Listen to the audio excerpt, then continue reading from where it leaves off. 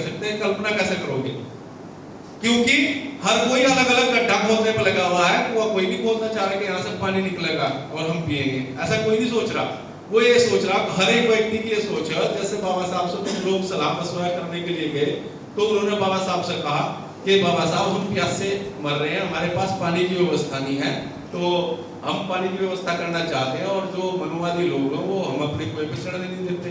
तो बाबा साहब ने उन्हें सलाह दी, फॉर एग्जाम्पल सलाह दी भाई जाओ और एक अपना 40 या 50 फीट पर एक कुआं तैयार हो जाता है, पानी आ जाएगा, 2-2 फीट सब मिलकर खोद लो। तो सारों ने जाकर 2-2 फीट के गड्ढे खोद दिए अलग अलग, और यूं कह रहे पानी आया ही नहीं। बाबा साहब को जा कह रहे पानी तो निकला ही नहीं। अब जाकर बाबा साहब ने कहा भाई मुझे भी दिखाओ वो जगह कहाँ तुमने कुआं खोदा। जाकर देखा तो सबने अपने अपने गड्ढे खोदे बैठे, वहां पानी निकलने वाला था क्या?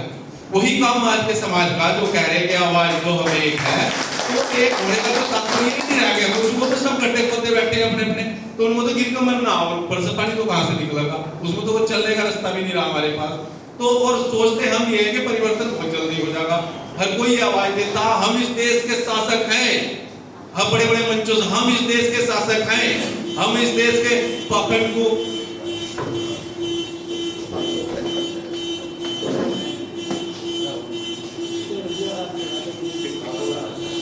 तो हर एक व्यक्ति जिसे भी मंच पर बोलने का मौका मिलता है या कहीं भी कार्यक्रम में चढ़ने का मौका मिलता है, तो वो हर व्यक्ति यही सपना लेके जाता है कि वो जितने सारे सामने मेरे लोग बैठे हुए वो सब मेरे पीछे चल जाएं किसी भी तरीके से, और मैं अपने मकसद में कामयाब हूँ। ना कि बाबा साहब का मकसद कामयाब हो, ना ही तथागत बुद्ध का मकसद कामयाब हो, ना रविदास जी का हो, ना किसी का हो, मेरा मकसद कामयाब हो, मैं अपना मकसद लेकर आया।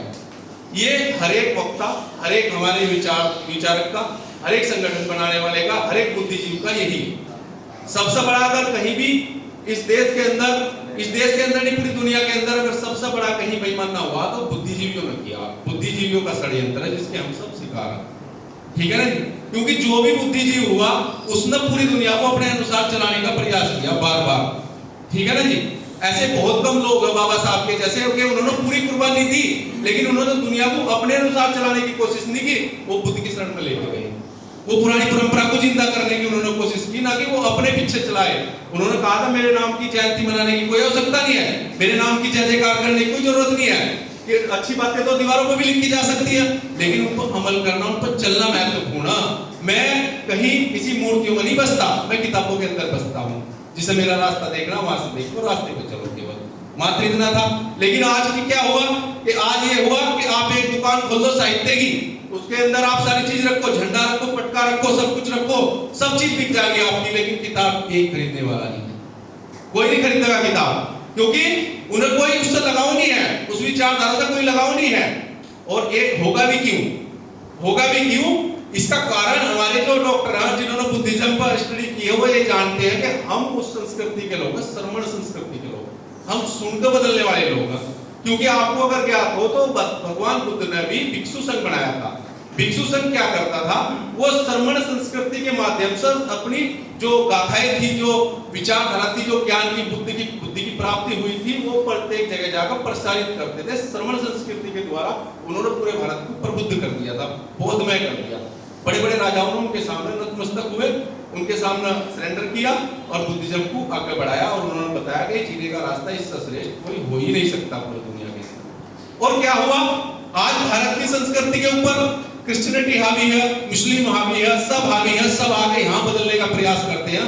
मैं कहता हूँ हमारे पास इतने बड़े महामानव, इतने बड़े विचारक हैं कि पूरी दुनिया कम पड़ जाएगी, उस सारी दुनिया उन्हें एक्सेप्ट करने के लिए तैयार बैठे, लेकिन हम अपनी विचारधारा की एक ऊंची छलांग, एक ऊंची आवाज लगा ही नहीं पा रहे कि दुनिया हमारी तरफ देखेगी, दुनिया हमसे जुड़ने की कोशिश करेगी। इतनी महान विचारक हमारे पास मौजूद हैं, लेकिन हम क्या कर रहे हैं?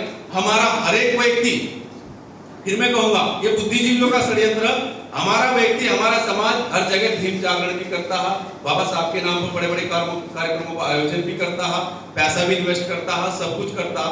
वो सुनने के लिए बाबा साहब को आते हैं, लेकिन बाबा साहब की बजाय वहां एक लंबे वक्ताओं की लिस्ट हो जाती है पहले से तैयार। उसके बाद में बाबा साहब का कोई एक डायलॉग किसी के याद आया, एक डायलॉग किसी के याद आया, एक डायलॉग किसी के याद आया, तो धोखे से उस भाषण में उसमें रख दिया और बाकी महापुरुषों का परिचय करने में और अपना परिचय देने में समय लगा दिया।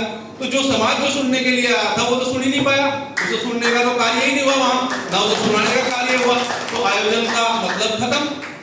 तो ये हो रहा सब कुछ होने का कारण ये है, हम बाबा साहब को पार्ट टाइम में लेके चले। पार्ट टाइम यानी कि कभी देखा तो जय भीम कर दी, कभी देखा तो एक डायलॉग बोल दिया, कभी मेरे मन माफिक कोई बात आई तो वो मैंने रख दी।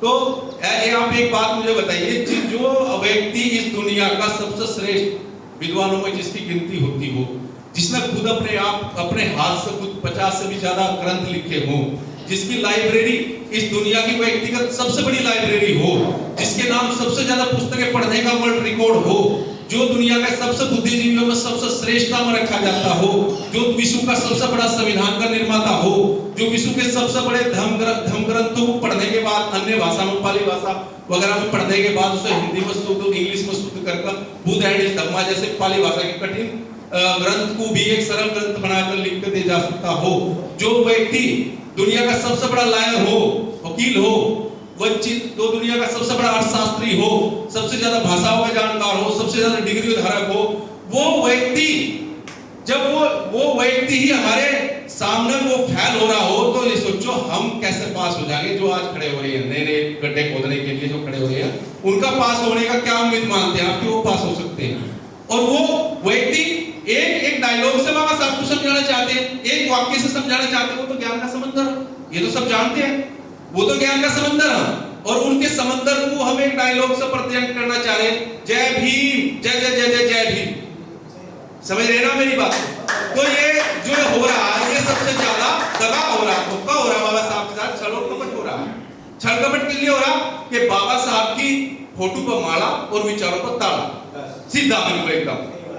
ये मनुवादी चाहते थे कि जैसा हमने बुद्ध को विष्णु का नौवा अवतार घोषित कर दिया था, रविदास को पिछले जन्म का ब्राह्मण बना दिया था, उसी प्रकार किसी भी तरह से देवता बनाकर घोषित कर दो, अम्बेडकर को सारी विचारधारा पर ताला लग जाएगा, समाप्त हो जाएगा। ठीक है ना? तो ये जो ताला लगाना चाह रहे हैं विचारों के ऊपर, इन ताला लगाने वाले लोगों से हमारा टकराव। अब टकराव की स्थिति देखते हैं कि वो लोग किस स्थिति में हैं और हम कहां खड़े हुए। हम आज यहाँ 1.5 लाख संगठनों के मालिक, 1.5 लाख 6,000 से ज्यादा जातियों के मालिक, बहुत सारे गोत्र, बहुत सारी समस्याएं, बहुत सारा क्षेत्रवाद, और उसके बाद हमारी भाषावाद, और उसके बाद भी बचा हुआ हमारा क्रिश्चियन धर्म और फलाना धर्म और फलाने गुरुओं के शिष्य। हम इतने पार्टों में बढ़ चुके हैं और हम टकरा किनसे रहे। अब आप उनकी ताकत का अंदाजा करो थोड़ा सा मैं आपको आकलन कराता हूँ। विश्व हिंदू परिषद बहुत बड़ी संस्था जो, और विश्व हिंदू परिषद तो अभी बना, जो वो आपका हिंदू महासभा से शुरू होता है सब कुछ 1920 से आप उनका आकलन करोगे, क्योंकि आरएसएस भी उसके बाद बनी। तो वो था हिंदू महासभा, वो भी 1920 में बन चुकी थी। ये हिंदू शब्द जब से ही ज्यादा प्रचलित हुआ भारत के अंदर, ठीक है ना जी? तो हिंदू महासभा बनी, उसके बाद आरएसएस बनी। आरएसएस बनने के बाद में बहुत सारे जय बजरंग दल, फलाना दल, ये वो सब कुछ बना। लेकिन आपको ये सोचना होगा पहला कि वो सब एक ही विचारधारा को चलाने वाले लोगों का कभी आपस में टकराव नहीं। वो कभी उन लोगों को कभी रोड पर धरना प्रदर्शन नहीं करना पड़ा, है ना जी? उन्हें कभी भी अपनी ताकत का, मतलब जैसा हमारा मिसयूज होता है ना, हमारे लड़कों के वहां बलात्कार हो गया, भाई जाओ, बलात्कार हो गया, ट्राली भरो, ट्रैक्टर भरो और वहां पहुंचो। मैं आपसे एक बात आज सवाल पूछना चाहता हूं कि बलात्कार में जो हमारी कौम की लड़कियों के जो घरों से निकलती है, जंगल में जाती है, सब कुछ करती है, क्या बलात्कार में उसके माँ बाप या वो समाज हिस्सेदार नहीं है 50% का? बताइए आप। हमने उसे क्या संस्कार दिए जो हमसे रोक पा रहे हैं अपनी, जब कहते हैं हमारी माताएं बहनें हमारे समाज की इज्जत है, और इज्जत है तो हमने कब उन्हें प्रयास किया कि हम इज्जत को सुरक्षित रखें? बताइए आप। कब ऐसे संस्कार दिए कि वो स्वाभिमानी हो, वो सामाजिक हो? कब मिले? बताइए आप। और तो उसमें हम भी कहीं ना कहीं भागीदार है। अगर हमारी बहन बेटियां जंगलों में घूम रही हैं तो उसके हम भी भागीदार है, क्योंकि बाबा साहब ने कहा था, मैं किसी समाज की तरक्की को इस चीज से नापता हूं कि उस समाज की महिलाओं ने कितनी तरक्की की। जब महिलाएं तो विवश जाने के लिए मजबूर है, उन्हें मजबूर कौन कर रहा है? हम कर रहे ना, हमारे संस्कार कर रहे ना, हमारे लोग बैठ के ताश खेल रहे ना, हमारे लोग हमारी माताओं बहनों की कमाई खा रहे ना, तो कौन विवश कर रहा है वहां जाने के लिए? मैं कहता हूँ एक मुस्लिम हमसे ज्यादा स्वाभिमानी है, क्योंकि वो पन्नी चुप कर भी अपना गुजारा कर सकता, लेकिन फिर भी उसके घर पर टाट पट्टी टंगी हुई मिलेगी, वो भी अपनी शर्म, हया और उसे छिपा कर रखता, मान सम्मान। तो वो हमसे अच्छा है। और संस्कारों में ले लो, अब आप तुलना करो, हमारे समाज का कोई भी बुद्धिजीवी लड़का, कोई बुद्धिजीवी वर्ग की लड़की, कोई भी वो जो शिक्षित हो, जिसे आप शिक्षित समझते हो, उसे खड़ा करिए यही आप मेरे सामने, और एक आप मुस्लिम को खड़ा करिए जो पन्नी चुकता हो, कुर्डियों के ऊपर गंदगी में हाथ देगा, उससे गरीब तो नहीं कोई होगा ना, वो अपनी जीविका चला रहा है, लेकिन गंदगी के अंदर हाथ डालकर निकाला है ना अपनी जीविका को। फिर भी संस्कारों का मैं अंतर बताता हूँ, वो संस्कारों में कितने महान है। वो पन्नी चुगने वाला मुस्लिम का लड़का, मुस्लिम का बच्चा, उससे अगर आप पूछोगे उसकी संस्कृति के विषय में, तो वो आपको बिल्कुल स्पष्ट जवाब देगा। कितने वक्त की नमाज होती है? 5 वक्त की नमाज होती है। क्या तुम्हारा सबसे बड़ा त्योहार है? ईद है। वो कहेगा तुम्हारी धर्म ग्रंथ कौन सा, कौन सी किताब है जिसके अनुसार तुम जीवन यापन करते हो? तो तुरंत जवाब देगा कुरान शरीफ हमारी, ठीक है ना। वो कहेगा तुम्हारा कौन है जो जिसके सामने तुम्हें सजदा करना, सिर्फ किसका जुगाते हो? खुदा के सामने, उसके अलावा किसी के सामने सजदा नहीं करते। उससे आप कुछ भी जवाब पूछोगे तो पन्नी चुगने वाला अपनी संस्कृति का बिल्कुल पूर्ण रूप से जवाब दे पाओगे, अपनी सभ्यता का, संस्कृति का, अपने समाज का पूरा जवाब दे पाएगा। दूसरी तरफ मैं कहता हूँ, आप आज हमारे बुद्धिजीवी लड़के को किसी को खड़ा कर दो और वो जवाब दे दे, तो मैं अब भी उसका गुलाम बन जाऊं। वो जवाब नहीं दे पाएगा। कौन सा तेरा धर्म ग्रंथ? बताइए आप, स्पष्ट ही नहीं है। बताइए, स्पष्ट ही नहीं है। और हम कह रहे हैं शिक्षित, हम लोग कह रहे हैं कि हम शिक्षित हैं। मैं कह रहा हूं हमारे लोगों को शिक्षित किस बात के शिक्षित है भाई? बिन संस्कार के तो शिक्षा अधूरी है। हमारे महापुरुषों ने कहा बिन संस्कार तो शिक्षा अधूरी, तो संस्कार तो है ही नहीं। आप उसको पूछोगे भाई तुम्हारा क्या क्या संस्कार है, धर्म संस्कृति को, कुछ तो जीतते होंगे ना। अब अगर हिंदू धर्म के धर्म संस्कार ले 16 संस्कार होंगे, उपनयन फलाना फलाना सब करके इस तरीके से 16 संस्कार, तो उनके संस्कार हो गए। आपका क्या संस्कार है? आपका तो कोई ब्राह्मण उपनयन संस्कार करने नहीं आता, नामकरण करने नहीं आता, तो फिर आप कौन से धर्म के, किस संस्कृति के वो व्यक्ति हो? तो आप हमारा पढ़ा लिखा व्यक्ति जो इसे आप डिग्रीधारी मानते हो, वो जवाब नहीं दे सकता खड़े के सामने।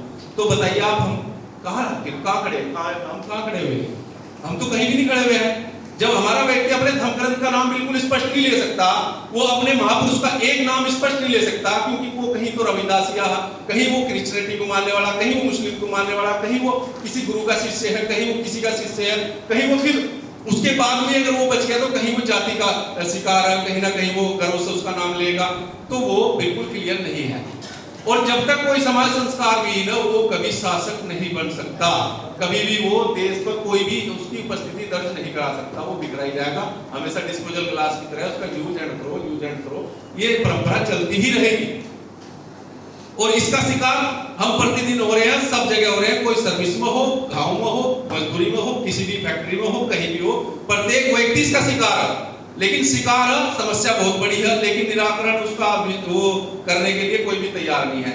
सब ये सोचते हैं कि जैसा कोई अवतार आगा, कोई व्यक्ति आगा, कोई महापुरुष आगा और वो मेरे सारे दुखों और कष्टों को लेकर चला जाएगा, बस उसके जिम्मे डाल देना मुझे सब कुछ, ठीक है ना।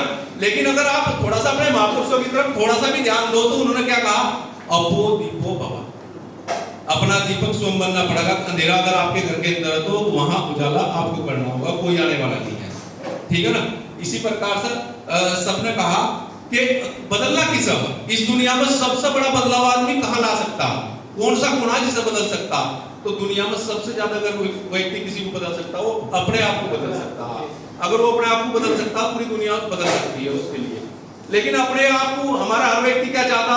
मैं जो करता था, मैं जो कर रहा हूँ वही बिल्कुल स्पष्ट था, वो मैं बिल्कुल नहीं बदलूंगा। हर व्यक्ति एक कसम खा आता। जैसा हम यहाँ 20-50 लोग बैठे, लेकिन कुछ लोग कसम खा है, सुना लो कोई कुछ भी चला जाइए, मैं बदलने वाला नहीं हूँ। ऐसे तो बहुत है, बहुत चले गए, है ना। बिल्कुल स्पष्ट करके आए हुए कि मैं बिल्कुल कुछ भी कसम खा लो, मुझे मैं बदलने वाला नहीं हूँ, मैं जो कर रहा था वही करूंगा। तो जो कर रहे थे वही करोगे तो रिजल्ट वही आएगा जो आता है, रिजल्ट वही होगा आपके हाथ में जो अब तक आया। तो बदलना होगा, क्योंकि बुद्ध ने भी कहा, सबने कहा, और तमाम दुनिया के बुद्धिजीवियों ने कहा, यहाँ प्रत्येक चीज प्रत्येक क्षण में परिवर्तनशील है। अगर आप प्रकृति से टकराओगे तो मारे जाओगे।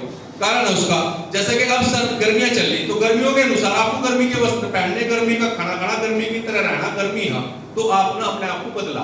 सर्दी आ गई तो आप अपने आप को बदलोगे, बरसात आ गई तो आप अपने आप को बदलोगे। बदलना आपको होगा, जो प्रकृति से टकराने की कोशिश करेगा वो समाप्त होगा। तो हमारे व्यक्ति क्या है, वो बदलना नहीं चाहते, वो बदलना ही नहीं चाहते, वो समय को बदलने नहीं दे रहे। जैसे कि घड़ी है, घड़ी में अगर एक सुई 12 बजे आकर टकी, तो बताइए समय बदलेगा कहाँ? वो 12 बजे हटना ही नहीं चाह रहा। वो 12 बजे जब एक को आगा ढलगा नीचे जागा ऊपर जागा तो घड़ी चलेगी, तो घड़ी को चलने देना ही नहीं चाह रहा। मैं यहाँ आ गया तो हमारा क्या, हमारे समाज का व्यक्ति अगर कोई इंजीनियर, डॉक्टर, IAS, IPS या कोई यानी कि ब्यूरोक्रेट में पहुंच जाता है, ब्यूरोक्रेट बन जाता है, तो ब्यूरोक्रेट क्या करता है, वो अपने समाज से एकदम दूरी बना लेता, वो एकदम दूर हो जाता, वो उस सुई को वहां रोके हुए है कि सबसे ऊंची पदान में पहुंच गया। तो अब ये सब तेरे नीचे, अगर ये तुझे माला नहीं लिए खड़े मिले, तेरा स्वागत नहीं करते मिले, या इन्होंने तुझे अध्यक्ष नहीं बताया या वो नहीं बताया, और या मैं सबसे ऊंचे मंच की तरफ ना जाकर बैठा, तो मैं किस काबिल हूं? फिर मैं जाऊंगा इनके प्रोग्राम सारे रद्द हो जाए, मैं नहीं, बिल्कुल भी कंट्रीब्यूशन भी नहीं करूंगा, कुछ नहीं करूंगा मैं। मेरे लिए क्या महापुरुष, क्या मतलब? मैं तो खुद में ब्यूरोक्रेट बन चुका हूं ना, तो मेरा ध्यान तो उधरना चाहिए। अब आप नजर डालो उन समाज पर, अन्य समाज जो समाज तरक्की कर रहे हैं, इस दुनिया में तेजी से बढ़ रहे हैं और तेजी से वो फैल रहे हैं, वो अपने संस्कारों के कारण फैल रहे हैं। हमने, मैं खुद दिल्ली पुलिस में हूं, तो मैं मुख्य सिक्योरिटी में था, उस समय सिक्योरिटी वीवीआईपी सिक्योरिटी में था। तो अब्दुल कलाम साहब थोड़ी देर नमाज में लेट हो गए थे, राष्ट्रपति थे भारत के, तो जामा मस्जिद की नमाज में जिस पंक्ति में उनका नंबर आया था, सबसे पीछे बैठकर, राष्ट्रपति होते हुए उन्होंने वहां बैठकर नमाज पढ़ी, क्योंकि वो अपनी धर्म और संस्कृति से ऊपर किसी को नहीं समझते। उनका वहां नंबर आया, राष्ट्रपति में वहां के लिए नहीं है, राष्ट्रपति प्रणाम तो मस्जिद के बाहर था। उन्होंने कहा नहीं किसी को कुछ नहीं बताना, वहीं बैठ के जूते उतार कर वहीं नमाज पढ़ती। वैसे ही आप देखो सिख धर्म को, मैं उनकी बहुत अच्छा ही मानता हूँ कि वहां कोई करोड़पति हो तो गुरुद्वारे के बाहर करोड़पति होता, अरबपति होता, लेकिन वो वहां जाने के बाद अगर उसको सेवा दी गई जूते उठाने की, तो वो जूते उठा, वहां के लिए वो करोड़पति। अब बता दो कि हमारा व्यक्ति है क्या ऐसा जो ऐसा कर देगा? बोलो, आप कैसे उम्मीद कर सकते हो? वो तो बिल्कुल एकदम नष्ट हो पड़ा, वो तो नष्ट हो चुका, उसकी मानसिकता नष्ट होगी, क्योंकि वो एकदम से ब्राह्मण से भी बड़ा ब्राह्मण बन गया। जैसे ब्राह्मण उच्च पदान पर जाकर, ऊंचे पदान पर जाकर कभी नीचे आना नहीं चाह रहा, वैसे हमारा व्यक्ति नहीं आना चाह रहा। तो सबसे बड़ा मनुवादी तो हमारा व्यक्ति ही है। आप क्या समझोगे? तो ये बुद्धिजीवियों का जो षड्यंत्र है, इसने हमारा सारा सिस्टम रोक दिया। जो बाबा साहब जो चाहते थे, प्रबुद्ध मिशन, प्रबुद्ध भारत, और जो हमारी अब तक प्रगति होनी चाहिए थी, सब बुद्धिजीवियों ने कैप्चर कर लिया, रोक दिया वहीं, ठीक है ना। तो मनुवादी क्या थे? बाबा साहब ने बिल्कुल स्पष्ट कहा था कि ये हिंदू धर्म 4 मंजिले मकान की तरह है, जो जिस माले पर पैदा हुआ उसे वही मरना, ना तो ऊपर जाने का रास्ता ना नीचे उतरने का रास्ता है इसमें। यानी कि जो क्षत्रिय बन गया वो क्षत्रिय रहेगा सारी उम्र, उसके यहाँ कितना भी कायर बच्चा पैदा हो जाए, वो कायर ही रहना, वो हमेशा के हमेशा, वो मतलब कायर नहीं होगा, वो हमेशा क्षत्रिय ही रहना। ब्राह्मण के यहाँ चाहे अपन मनु कितना भी वो बुद्धिहीन हो जाए, लेकिन वो उसकी श्रेष्ठ ब्राह्मण हो, वो ब्राह्मण ब्रह्मा की औलाद हो, ठीक है ना। जो वैश्य पैदा हो गया तो धर्म पर केवल उसी का अधिकार, वो वैश्य है, और वो अंदर खाने सब चल भी रहा, देख रहे हैं। और जो शूद्र वो हमेशा शूद्र रह गया, तो उन्होंने ऐसी व्यवस्था बना खड़ी कर दी कि ना इसमें ऊपर जाने का रास्ता है, ना नीचे जाने का रास्ता। लेकिन बाबा साहब ने अपने अथक प्रयासों से 40 साल के अध्ययन के बाद, सारे महापुरुषों का त्याग और तपस्या को पढ़ने के बाद, सारे धर्मों का अध्ययन करने के बाद, सारी भारत की संस्कृति, भारत का सभ्यता और भारत के महापुरुषों को सारे सबके डीएनए जानने के बाद, सारे क्षेत्रवाद, भाषावाद, सबको, यहाँ का इतिहास, भूगोल, सब कुछ जानने के बाद, बाबा साहब ने उनकी व्यवस्था को चैलेंज करते हुए ऐसे बदल दिया कि चमार के यहाँ भी ऐसे पैदा होगा, कुम्हार के यहाँ भी बर्तन बनाने वाला नहीं पैदा होगा, ये साइंटिस्ट पैदा होगा, ठीक है ना, और कुम्हार के यहाँ भी पैदा होगा, बड़ी के कुम्हार के सबके यहाँ पैदा होगा। उसने व्यवस्था को चैलेंज कर दिया, व्यवस्था पूरी बदल दी और आपके सामने दे दी। एक वक्त था जब लोग हमारे गले में हंडी बांधते थे, झाड़ू बांधते थे, हमारे पीछे पानी पीने से रोकते थे, शिक्षा ग्रहण करने से रोकते थे, सब कुछ रोकते थे। लेकिन आज देखो वक्त, हम कितने नालायक लोग हैं कि हमारे बाबा साहब ने हमें कहा कि ले तेरी हंडी भी तोड़ कर फेंक दी, ले तेरी झाड़ू भी तेरे हाथों से फेंक दी, पीछे से तोड़ कर फेंक दी, ले तेरे लिए स्कूल के दरवाजे भी खोल दिए, ले सब कुछ खोल दिया, ले तेरे हाथ में मैंने कलम दे दी, अब तू जितनी अच्छी तकदीर चाहे अपनी लिख सकता है, तेरे हाथ में मैंने कलम दे दी। लेकिन नालायक ने क्या लिखा? शुभ लाभ, जय माता दी, जय, वो लिख कर सब खत्म कर दिया बाबा साहब का सपना। उन्होंने तो खुद तुम्हारे हाथ में कलम दे दी, जितनी अच्छी चाहे लिख सकते हो, जितनी अच्छी अपनी तकदीर लिख सकते हो, सबके पास मौका दे दिया। लेकिन हमारे लोगों ने क्या लिखा? बात यहां भटकती है, हमारे लोगों ने जब उन्हें लिखने की आजादी मिली तो क्या लिखा? वो छिपके, वो गद्दार जिन्होंने गद्दारी की बाबा साहब के मिशन के साथ, उन्होंने सबको बिल्कुल एकदम समाप्त करने का काम किया। उन लोगों ने यहाँ ये रोक दिया लाका मूवमेंट को, यहाँ मिशन रुका हुआ, ठीक है ना। तो अब बाबा साहब कहते हैं मैं लिखता तो हूँ पाखंड के ऊंच नीच भेदभाव के खिलाफ, लोग कहते हैं मैं ईश्वर के खिलाफ हूँ, भगवान के खिलाफ, मैं तो यानी कि पाखंडी ईश्वर है। फिर तो बाबा साहब ने बिल्कुल स्पष्ट कहा कि मैं लिखता तो हूँ ऊंच नीच भेदभाव और पाखंड के खिलाफ, है ना।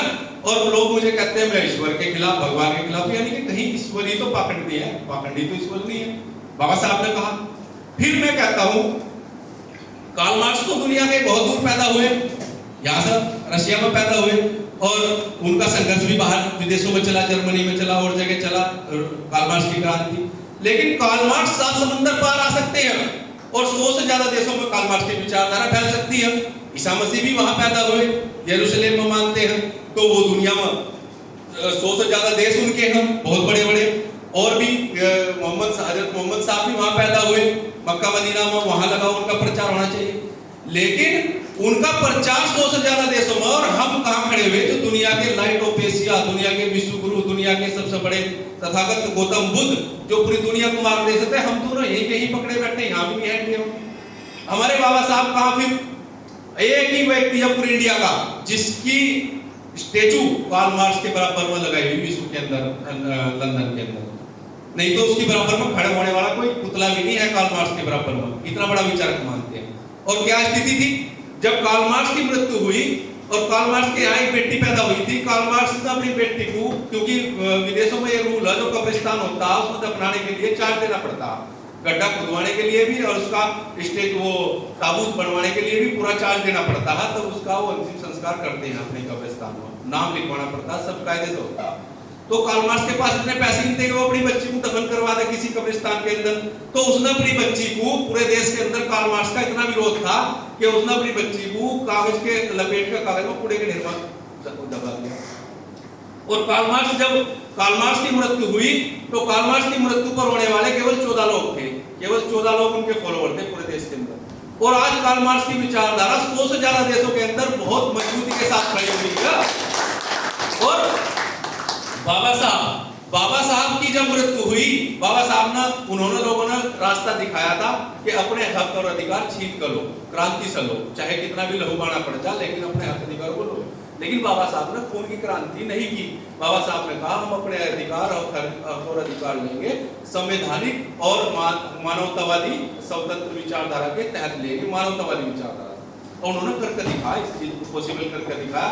उन्होंने एक भी हत्या नहीं करवाई, एक व्यक्ति को नहीं मरवाया, एक को जेल नहीं भिजवाया। उसके बाद उन्होंने करोड़ों को आजाद कराया।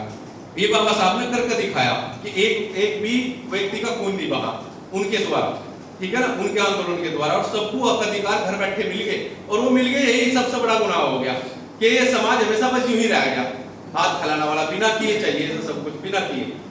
तो क्या था, बाबा साहब की जब मृत्यु हुई तो हमारे जो हमारे लोग जो धर्म मानते थे, हिंदू धर्म, उसके अनुसार महिला को वहां अंतिम संस्कार में जाने की कोई अनुमति नहीं थी, नहीं जाती थी मुर्दे के साथ।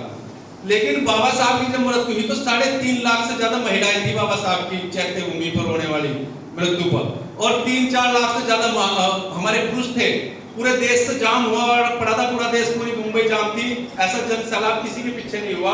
ये लोग तो रोते रोते रह गए ट्रेन में, इससे पहले अंतिम संस्कार हो गया, लोग ट्रेनों से भर जा रहे हैं, कोई गाड़ियों से भर जा रहा कि हमारा मसीहा हमें छोड़ के चला गया। कब वो 6 लाख से ज्यादा लोग केवल अंधभक्त थे, रोए राय सब कुछ, अगले दिन भूल गए सब कुछ। आप बताओ 6 लाख लोग भी अगर बाबा साहब के प्रचारक होते तो आज 6 करोड़ तो यहाँ बुद्धिस्ट प्रबुद्ध भारत के हिस्सेदार लोग होते। लेकिन अगर आप अभी जनगणना हुई थी बुद्धिस्टों की तो क्या पॉइंटों में पहुंच गई 0.89, यानी कि 1 करोड़ भी पूरे नहीं दिखाए गए। भारत के जो बजट में हुआ बुद्धिस्ट यहाँ 1 करोड़ भी पूरे नहीं हुए। ये जहां हम बैठे हुए हरिद्वार, जिसे देवभूमि भी बोलते हैं, या हरिद्वार में रजिस्टर्ड बौद्ध ये लगा लो, यहाँ से रजिस्टर्ड बौद्ध की संख्या 1000 भी नहीं है। और जो अगर वे हो है भी तो वे डुप्लीकेट भी बहुत सारे हैं, आप जानते हैं इस बात, जो लोग डुप्लीकेट उन्होंने बहुत बने हुए हैं, ताकि बाहर से जो चंदा आता, बाहर से जो दान आता, उसका फेस करने के लिए, उसे लेने के लिए यहाँ कुछ नकली बौद्ध भी बने हुए हैं।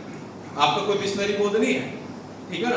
तो उसका कारण देखो, उन्होंने सब कुछ किया, जिनसे हमारा टकराव हो। अब आप देख लो उनकी स्थिति क्या है, थोड़ा आपको उन्हें समझना पड़ेगा। उनके कितने प्रचारक हैं इस समय में? मेरे ख्याल में आरएसएस के पास ही बताते हैं 10,000 से ज्यादा प्रचारक। ये हमारे अध्ययन का विषय नहीं है, नहीं हमारे अध्ययन का विषय है, हम केवल ये आंकड़ा बताना चाहते हैं वो लोग क्या कर रहे हैं। उनके पास में कई हजार से ज्यादा तो लड़कियां हैं जिन्होंने आजीवन व्रत लिया कि हम शादी नहीं करेंगे, अपने धर्म का ही प्रचार करेंगे। उसके बाद बहुत सारी साध्वी, उसके बाद बहुत सारे आश्रम, बहुत सारे उनके कथावाचक, बहुत सारे उनके टीवी चैनल, बहुत सारे न्यूज चैनल और बहुत सारे उनके फुल टाइमर प्रचारक। यानी कि उनकी स्थिति ऐसी है कि उन्होंने जैसे देवभूमि बोल दिया ना हरिद्वार को, तो चाहे यहाँ कोई भी रहता हो उनके अलावा अन्य तो सब देवभूमि के अंदर ही आओ, या नहीं, समाप्त कर दिया सबको। उसी तरीके से काशी, बनारस, इलाहाबाद, उज्जैन, फलाना, ढिमका, ये चारों तरफ से इस देश को ऐसे घेर लिया कि वे अभी तो ये उनका सपना साकार नहीं हुआ, उनका सपना साकार नहीं हुआ। नहीं तो उन्होंने कहा था कि 20 पलग का किस्सा लिखा हुआ, उन्होंने संस्कृत में लिखा हुआ, मैं आपको हिंदी में बता रहा हूँ, 20 पलग का किस्सा, ना रहेगा ईसा ना रहेगा मूसा। यानी कि उनका कहना था सारा विश्व हिंदू बन जाएगा। ये बिल्कुल उन्होंने स्पष्ट लिखा। 20 में 20 यानी 20 का 20 का मतलब था 2020 में, यानी 20 पे 20 साल लगा। संस्कृत में लिखा हुआ कि जब ये लगेगा, उन्होंने तो 2012 में घोषणा कर दी थी, आपके ध्यान हो तो, कि आपका दुनिया खत्म है, कैलेंडर नहीं है, दुनिया खत्म। सुना था ना आपने, ये भी डायलॉग सुना होगा कहीं ना कहीं, कि मतलब 2012 में तो दुनिया ही खत्म हो जानी, इसके आगे तो है ही नहीं कुछ भी, और आप जी रहे 21 में आज, या नहीं। तो इतने अंधविश्वासियों का क्या अंजाम होना चाहिए? आप सोचते हैं, छोटा नहीं है ये बात, बहुत बड़ी बात है कि दुनिया का पूरा ही मनोबल के भाई कल को खत्म होने वाली दुनिया, स्पष्ट कर दिया किसी ने, इसके आगे कुछ है ही। तो ये देखिए, और लोगों ने उन्हें सजा नहीं दी। सबसे बड़ी बात ये है कि उन्हें कोई सजा नहीं मिली, जो इस चीज के प्रचारक थे, गलत प्रचारक थे, उन्हें कोई सजा नहीं मिली। तो यानी कि यहाँ किसी भी तरह का प्रचार मान्य है ना। अब आप एक लगा लो, अभी सावन में यहाँ कई लाख लोग, करोड़ों लोग जल उठाते थे और जाते थे, अगर वो नहीं उठा तो क्या हो गया बताओ, ये धरती खत्म होगी क्या? लेकिन आपकी ये बात को आपको मानना होगा कि उठवाने वाला कोई है, उस कार्य को कोई करवाने वाला है, यानी कि वो रुक सकता है, लेकिन उन्हें इजाजत दी जा रही है इतने ऊंचे डीजे लगाने की, इतना पब्लिक को परेशान करने की, ये रोड रोकने की, उन्हें बाकायदा सर्टिफिकेट बांटे जा रहे हैं, ठीक है ना। तो वो तांडव इसलिए किया जाता है कि ऐसा लगे जैसे पूरा देश हिंदू राष्ट्र हो। ये बड़ी से बड़ी यात्राएं निकलनी चाहिए, ये बड़े से बड़े मेले, ये बड़े से बड़े आयोजन होने चाहिए। अभी तो आपको मालूम नहीं है, वो अपने सपने में साकार नहीं हुए। नहीं तो जो कुंभ था, ये इस कुंभ में ये स्पष्ट होना था, 100 से ज्यादा विदेशों के राष्ट्राध्यक्ष बुलाकर यहाँ हस्ताक्षर होने थे कि यहाँ ये पूरा देश हिंदू परंपराओं के तहत चलता है, यहाँ ये हिंदू राष्ट्र हो जाना चाहिए, ये साइन होने थे यही आपके इसी हरिद्वार में होना था ये कार्य। लेकिन वो कोरोना की वजह से, सबका इनकार होने की वजह से कोई आया नहीं, क्योंकि राष्ट्राध्यक्षों को तो अपनी जान प्यारी है कि पूरी दुनिया में कोरोना फैला, तो हम तो इनविटेशन कोई भी दे, 26 जनवरी को भी कोई आपके ध्यान, तो हम जागे ही नहीं, तो कोई आया ही नहीं, इनकी इनविटेशन तो नहीं। तो यहाँ 100 से ज्यादा देशों के, क्योंकि जो इलाहाबाद का जो कुंभ हुआ था उसमें 22 देशों के लोगों को, राष्ट्राध्यक्षों को उन्होंने बुलाया था, उन्होंने दिखाया था वहां की परंपरा। 48,000 करोड़ रुपए लगे थे उस कुंभ को बनाने में, योगी साहब ने लगाए थे। तो 48,000 करोड़ रुपए में वो कुंभ बनाया था, ऐसी जैसी नगरी बसाई गई थी साधुओं के लिए कि वो पहले तो भांग पीते थे, चोड़े में ही पड़ गए बिल्कुल रेत में ही, लेकिन उनके लिए ऐसी लगा दिया, ऐसे टेंट लगा दिए। ये परंपरा है हिंदू धर्म की श्रेष्ठ परंपरा बनाने के लिए, पूरा नगरी बसा दी अलग सब, इतना रुपया लगा दिया। और ये होने वाला था आपके नजदीक हरिद्वार में ही। यहाँ 100 से ज्यादा देशों के राष्ट्राध्यक्ष आते और वो बाकायदा यहाँ साइन करते, सब कुछ करते, और उस फाइल को यूएन में पेश किया जाता कि ये देश पूरा का पूरा हिंदू सभ्यता संस्कृति के अनुसार चलता। समझ रहे ना मेरी बात को? तो ये तो आपका सपना बहुत जल्दी मतलब जो ना चूर चूर होने वाला कि आप प्रबुद्ध भारत के, कोई प्रबुद्ध भारत का सपना देखते हैं, ये हम भाषणों में तो कह सकते हैं, ये हमारी अभी तक थोड़ी आजादी है, या बंद कमरों में लगा लो, ये जो हम कह रहे हैं प्रबुद्ध भारत बनाकर रहेंगे, बाबा साहब के सपनों का भारत बनाकर रहेंगे, ये भाषणों में तो बहुत अच्छा लगता, लेकिन अगर आप जमीन पर देखोगे तो जीरो है। ये सच्चाई मैं आपको बता रहा हूँ, चाहे आपको ये सच्चाई कड़वी लगती हो, लेकिन ये जमीन पर जीरो है। ये इसलिए जीरो है, यही रोड़ी बेल वाला में यहाँ इसके हरकी पेड़ी के पास में बुद्ध विहार था, राजकमल जी भी गए, हम सब गए वहाँ एक बार के कार्यक्रम में, तो हम बहुत सारे लोग थे वहाँ। तो वो बुद्ध विहार टूटा गया है ना, वो बुद्ध विहार तोड़ा गया, लेकिन यहाँ 1000 भी लोग इकट्ठा नहीं हुए पूरे हरिद्वार में एक बार भी। तो बताइए फिर यहाँ बहुत है कौन? ये प्रबुद्ध भारत का कौन है जिम्मेदार, कौन उसका ध्वजवाहक, कौन लेके चलेगा उसका झंडा? जब ऐसे जिले में जिसमें 4 लाख से ज्यादा लोग तो एक ही समाज के रहते हैं, एक ही जाति के कह लो, और जो अम्बेडकर का झंडा उठाए हुए रात दिन घूमते हैं, समझ रहे ना मेरी बात को? और 1000 लोग इकट्ठा नहीं हुए उस बुद्ध विहार के लिए। हम लोग वहां उसमें जो ऋषिकुल के अंदर में जो प्रोग्राम हुआ था, 1000 लोग नहीं थे, वो सबसे बड़ा मान लो प्रोग्राम, उसका कोई विरोध नहीं हुआ, कोई खुल का विरोध नहीं हुआ, कोई सड़कों पर नहीं उतरा, कोई आंदोलन नहीं हुआ। यानी कि मान लो आपकी महापुरुषों के प्रति श्रद्धा बिल्कुल जीरो या नहीं? तो बताइए आप प्रबुद्ध भारत कैसे बनेगा? मेरा कहने का तात्पर्य है, प्रबुद्ध भारत का सपना भी हम कैसे देख सकते हैं? ये इतना दूर हो गया कि बहुत ज्यादा दूर हो गया।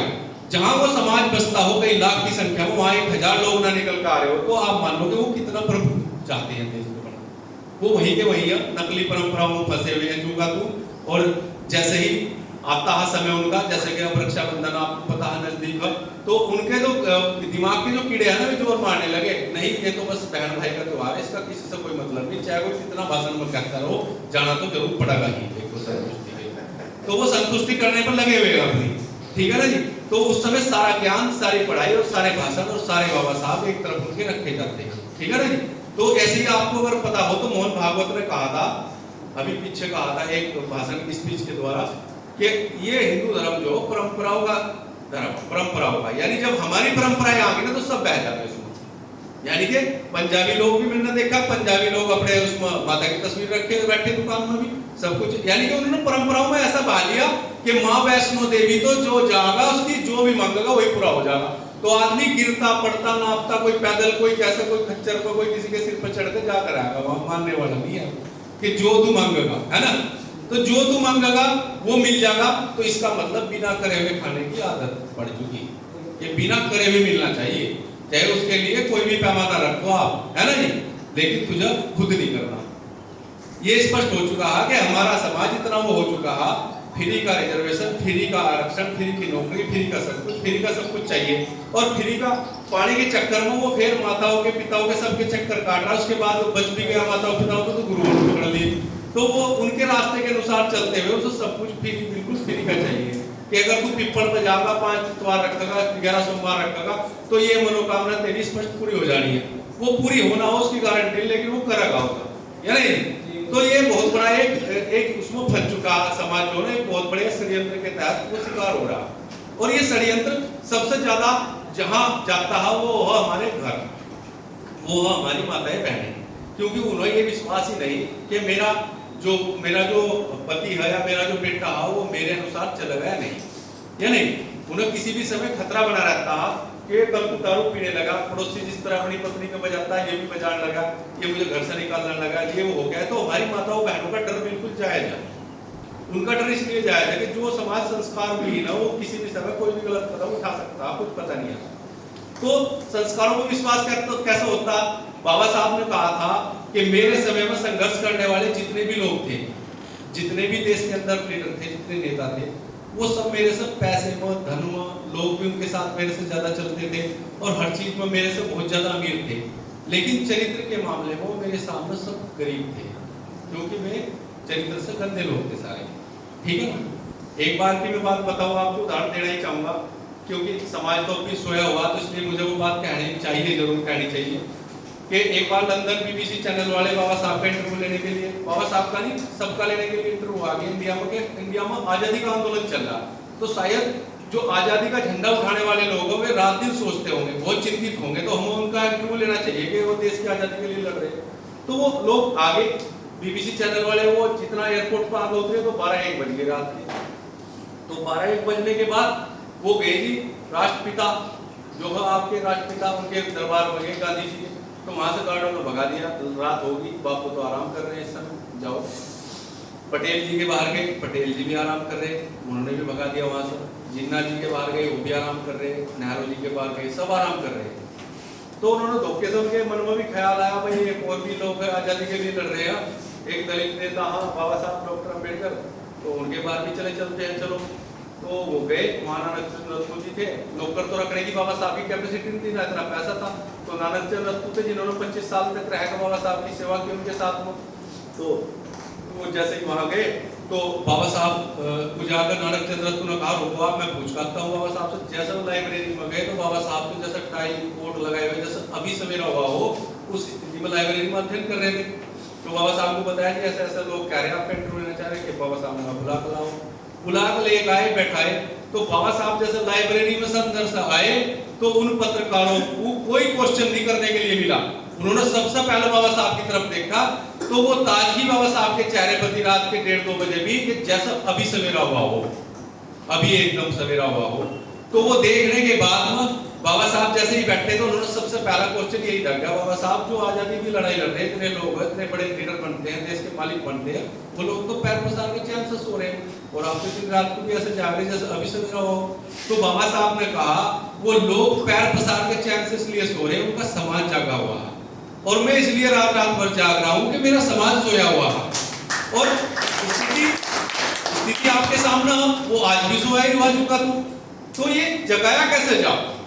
सबसे महत्वपूर्ण है ये एक भी हो जाएंगे, ये अध्ययन भी कर लेंगे, ये सुन भी लेंगे, लेकिन ये जगाया कैसे जा, सुनने के लिए तैयार कैसे हो? अब अगर इस फेडरेशन की बात करें तो फेडरेशन में तो हजारों लोग जुड़े हुए, 500-700 तो है ही, दूसरी फेडरेशन में दूसरा संगठन उसमें जुड़े हुए, तो यानी कि हाँ 1000-2000 से ऊपर तो हमारे लोग है ही, यहाँ वर्कर है। तो बुद्धिजीवी किसे कहा जाता है? जो शिक्षा ग्रहण करके कामयाब हो चुका है उसी तो आप बुद्धिजीवी कहेंगे। तो बुद्धिजीवियों का औसत क्या रहा मिशन के लिए बताओ? मतलब मेरा कहने का तात्पर्य बुद्धिजीवी कितना जागरूक हो, पहला आप उनकी नजर डालो ना। मजदूर क्यों सोच रहे हैं आप? सारे आंदोलन तो मजदूरी करते हैं, आरक्षण के लिए, फलाने के लिए, रोड वही रोकते हैं, घरों से निकलते वही है, भर के वही जाते हैं, ट्रैक्टर ट्रेलिया आपके लिए, बच्चों के लिए तो जाते हैं, आपके लिए तो जाते हैं, लेकिन बुद्धिजीवियों का कितना परसेंटेज आ रहा है जो मिशन और मूवमेंट के लिए जागे हुए हैं? अगर यहाँ आज सभा रखी हुई, मैसेज हुआ है, फेडरेशन को पता है, सबको पता, फेडरेशन का भी कोई ना कोई ग्रुप होगा, उसमें भी डला होगा, तो कितना औसत आया कि कितने लोग जागे हुए हैं, कितने लोग सुनना चाहते हैं, कितने लोग बदलना चाहते हैं, अपने महापुरुषों की विचारधारा को कितना लोग फैलाना चाहते हैं, उसका औसत कितना आया? ज्यादा से ज्यादा 10-5% बस, इतना औसत। तो 5% से क्या बदलने वाला? आप सोचिए। बाबा साहब की एक उदाहरण मैं जरूर देना चाहूंगा यहाँ। देखो सब ऐसे नहीं है, सब अपने ऊपर मत लेना उस बात को, जो यहाँ बैठे हैं उनका आदर सम्मान, बहुत ज्यादा उनका जो समय दिया उन्होंने, लेकिन एक बात मैं कहनी चाहूंगा बाबा साहब की कि हमारे जब भारत का संविधान लागू हुआ 1950 के बाद, तो जब उसका हमारा जो यूपीएससी है जिसे बोलते हैं संघ लोक सेवा आयोग हिंदी में, तो उसका गठन हुआ तो पहली परीक्षा हुई तो पहली परीक्षा में हमारा आईएएस बन गया, कलेक्टर बन गया, हमारे समाज का ही हुआ। तो कलेक्टर बनने के बाद जब वो इधर अलीगढ़ साइड का था, आगरा अलीगढ़ साइड का था, तो वो कलेक्टर बनने के बाद पहली पोस्टिंग मिल गई, बत्ती वाली गाड़ी मिल गई, नौकर चाकर मिल गए और कई हजार लोग उसके नीचे कार्य करने वाले मिल गए। तो उसको बाबा साहब ने अपने मंत्रालय से, जब बाबा साहब भारत के प्रथम कानून मंत्री थे, तो मंत्रालय से चिट्ठी लिखवाई कि फला फला डेट आ गया, वो मुझसे मिला। तो आप यकीन नहीं मान लोगे, नानक चंद रस्तु जी ने अपनी किताब के अंदर इसका व्याख्यान किया है, तो वो उसे बुखार चढ़ गया, जैसे उसका मतलब उल्टी दस्त लग गए हो कि बाबा साहब पता नहीं मुझे किस लिए बुला रहे हैं, मेरे से कहीं चंदे की मांग करेंगे क्या, कहीं वो मेरे से मतलब पता नहीं क्या लेना चाह रहे हैं, मेरे कंधों को पता नहीं क्या जिम्मेदारी रखते हैं, यार मैं जाऊं ना जाऊं। उसको तो संकम पड़ गया कि वो जानते थे कि बाबा साहब समाज सेवक आदमी है, समाज सुधार उनका सबसे बड़ा विषय है ना। तो मैं बाबा साहब का सबसे बड़ा विषय था समाज सुधार, क्योंकि उस समाज के कारण ही उन्हें नीचा देखना पड़ा, हर जगह उसे सुधारना चाहते, तो उनका समाज सुधार प्रथम विषय था। तो बाबा साहब ने, वो हमारा जो कलेक्टर था, वो यही सोचते सोचते कई दिन बीत गए कि पता नहीं बाबा साहब मेरे को क्या जिम्मेदारी डालना, क्या चंदा मांगना, क्या कर दो, मेरा बहुत बड़ा नुकसान होने वाला है। फिर वो सोचते सोचते फिर भी पहुंच गया, सोचते सोचते पहुंच गया। तो बाबा साहब बैठे हुए अपनी कोठी पर, वो अखबार पढ़ रहे थे, तो अखबार पढ़ते पढ़ते वो जाकर बैठा, उन्होंने जो भी कुछ कहा, नमस्ते नमस्ते करी बाबा साहब को और बैठ गया पास में। तो उन्होंने सोचा बहुत लंबे चौड़े सवाल करेंगे बाबा साहब, पता नहीं क्या करेंगे। तो बाबा साहब ने उनसे पूछा कि आपको कितने दिन हो गए नौकरी लगे हुए? तो लगभग 2 साल हो चुके थे। तो उन्होंने कहा आप कहाँ के रहने वाले हो, अपना पूरा एड्रेस मुझे बताओ। तो उसने पूरा एड्रेस बताया, मैं फला गांव का, फला डिस्ट्रिक्ट का, फला तहसील का रहने वाला हूँ, और ये ऐसा मेरे माँ बाप क्या करते हैं, वो करते हैं, सब पता है। गाँव की आबादी कितनी है, कितने लोग वहाँ, शेड्यूल कास्ट कितने, क्या है, सब पता किया बाबा साहब ने, क्या स्थिति। तो उसने बताया बहुत गरीब स्थिति थी, ऐसा था, मैं ऐसे करके ये यहाँ तक पहुँचा। बाबा साहब फिर दोबारा अखबार पढ़ने लगे। तो बाबा साहब ने कहा तुम बत्ती गाड़ी मिली हुई है, हाँ इतने नौकर चाकर मिले हैं, बंगला मिला, छुट्टी कितने दिन की रहती है, 2 दिन छुट्टी नहीं मिलती है, ऐसा वैसा सब कुछ पूछ लिया। बाबा साहब ने एक सवाल किया उससे, तुम अपने गाँव में कितनी बार गए? जब से तुम कलेक्टर बने तुम अपने गाँव में कितनी बार गए? तो जवाब तो कुछ था ही नहीं, वो जवाब नहीं, मैं तो अपने गाँव में ही। तो यही तो तुमने सबसे बड़ी गद्दारी की अपने समाज के साथ। तो वो चुप रह गया, भाई मैंने कैसे गद्दारी कर दी, मैंने तो किसी का कुछ लिया भी नहीं, कुछ किया भी नहीं। तो बाबा साहब ने उसे स्पष्ट किया कि अगर जब तुम्हें इतनी सुविधा प्राप्त हो चुकी थी, इतना कुछ मिल चुका था, ये बत्ती वाली गाड़ी मिल चुकी थी, छुट्टी भी मिल रही थी, सब कुछ तुम्हारा ठीक हो गया था, तो तुम्हें मालूम अगर तुम उस गाँव में जाते, तो एक माता कूड़ा डालने के लिए जा रही होती, वो देखती कि ये खराब व्यक्ति का बेटा, ये कलेक्टर बन गया, हमारे बीच में रहता था। एक माँ अपने बच्चों को स्कूल छोड़ने के लिए जा रही होती, वो देखती कि ये कलेक्टर हमारे गांव का है, फला का लड़का है, ये हमारे बीच रहता था, देखो कलेक्टर बन गया। एक पिता मजदूरी करने के लिए जा रहा होता, वो भी तुझे देखता और करता कि ये मेरे गांव का बेटा है, हमारे बीच में रहता था, इसका बाप मजदूरी करता था, एक कलेक्टर बन गया। एक माँ बर्तन मांज रही होती, वो भी देखती, एक झाड़ू कर रही होती, वो भी देखती, वो तुझे सब देखते, और जो प्रेरणा उन्हें तुझे कलेक्टर देखकर मिलती है, उनके बच्चों को जहां तक ले जाने की सोचते कि जब ये बन सकता तो मेरा बेटा बन सकता, वो प्रेरणा किसी किताब से नहीं मिलती। उनके साथ उन्हें धोखा कर दिया। तो यही बुद्धिजीवियों का सबसे बड़ा षड्यंत्र है। वो लोग हमसे दगा कर चुके हैं कि वो लोग कभी पलट कर वहां गए ही नहीं जहां से निकले हैं। उन्हें प्लॉट भी अलग कॉलोनी में चाहिए, उन्हें रहना भी अलग कॉलोनी में चाहिए। वे कहते हैं मैं यहाँ नहीं रहूंगा जहाँ मेरा समाज रहता था, यहाँ तो मेरा बच्चा ही खराब हो जाएगा। अरे तू खराब नहीं हुआ था, तेरा बच्चा कैसे खराब हो जाएगा? जैसे तू सुधरा वैसे सुधरने का प्रयास कर। तू एक को बदल, दो को बदल, तू भी तो बदलने का प्रयास कर। तू भी तो किसी ने बदला होगा, कोई तो प्रेरणा कहीं से तुझे मिली होगी। तू इधर रास्ता क्यों नहीं बताना चाहता? वो तो कहेगा मैं नहीं अलग कॉलोनी बनूंगा, प्लॉट के बीच में नहीं रहूंगा। वो एकदम दूरी जो बन गई, वो दूरी के कारण इस समाज के सारे संस्कार भी समान हो चुका है। और इन आप कोई भी यूज कर लेता है, कोई क्रिश्चियन हो तो क्रिश्चियन बना लेता है, कोई धंधन वाला हो तो धंधन बना लेता है, कोई भी आओ तो ये सब का इस्तेमाल हो रहा है। सब जितना भी कोई भी आओ, आज भी आओ, कोई वक्ता आओ, कोई भाषण देने वाला हो, सबकी सुनने के लिए बेचारे तैयार है, सबकी सुनते हैं। और कोई भी बदल लेता है, 10 किसी के पीछे लगे हुए, 5 किसी के पीछे लगे हुए, 20 कहीं भी। और हम कह रहे हैं कि हम इस देश के शासक बनेंगे। हमारे वक्ताओं को ये कहते हुए शर्म भी नहीं आ रही है, मंच पे चढ़ते ही ये कहते हैं कि हम इस देश के शासक बनेंगे। कैसे बनेंगे भाई? वो तरीका कौन सा होगा? कैसे शासक बनेंगे? कोई कहता मैं मेरे साथ लग जाऊं, मैं कह रहा हूं मैं शासक बन जाऊंगा, कह नहीं स्पष्ट। तो ये कैसे संभव, पॉसिबल कैसे होगा? आप जो सामान्य स्थिति है उसमें सोच कर देखो होगा कैसा। मान लिया जा, मैं आपको एक बात थोड़ी सी बताऊं और एग्जांपल।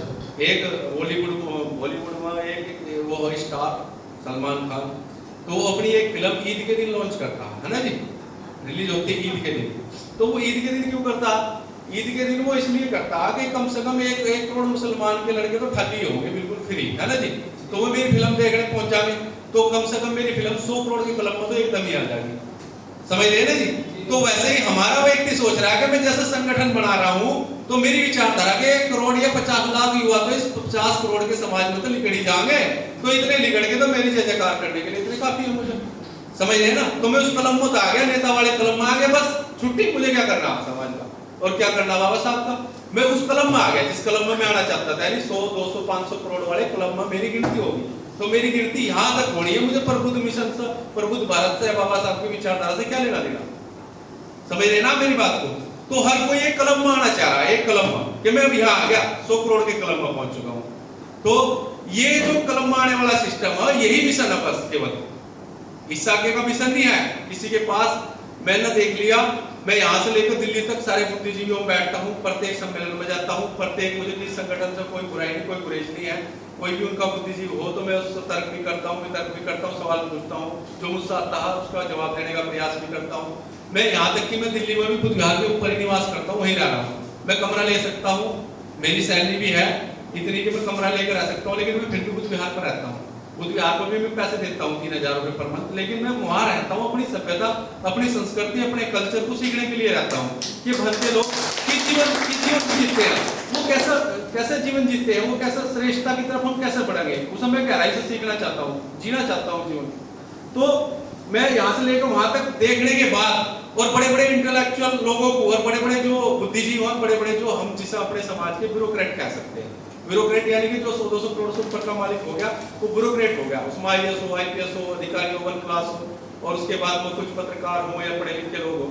लेकिन दिल्ली यूनिवर्सिटी में भी मेरी एक मीटिंग हुई, दिल्ली यूनिवर्सिटी में खड़ा था मैं, तो वहाँ स्टूडेंट थे बहुत सारे, उनका संगठन भी बना हुआ, वो करके एक YASF करके कुछ इस तरीके से संगठन बनाया हुआ, तो वहां भी था मैं। तो उनके हौसले एकदम परस्त था, हमारे युवाओं के भी, हमारे समाज के बुद्धिजीवियों के भी, उनके हौसले एकदम परस्त था कि बाबा साहब ने एक बात तो कह दी थी जब बाबा साहब भारत के संविधान के निर्माण में लगे हुए थे, 2 वर्ष 11 माह 18 दिन तक लगातार वे चिंतन में रहे, सोचते रहे, लिखते रहे, अच्छे से अच्छा लिखने का प्रयास किया, उधर लगे रहे। उधर 1947 में ही जब भारत उनके हाथ में आ गया ब्राह्मणों के, सिद्धम सिद्धा सारे के सारे 16 के 16 मुख्यमंत्री ब्राह्मण, प्रधानमंत्री ब्राह्मण, गृह मंत्रालय में सब टोटली लोग उन्होंने अपने भर दिए। 8वीं पास को आईएएस का दर्जा दे दिया, 8वीं पास को मिनिस्ट्री दे दी, सब कुछ दे दिया। तो बाबा साहब ने जैसे संविधान प्रस्तुत किया तो देखा तो क्या सब कुछ सिस्टम कब्जा हो चुका था। तो बाबा साहब ने एक बात कही थी बड़े दुखते हुए मन से कि कितना भी छल कपट और कितना भी धोखा तुम मेरे साथ कर लो, मैं बीज हूं, जमीन में जितना गहरा काटोगे मैं पौधा बनकर बाहर निकलूंगा और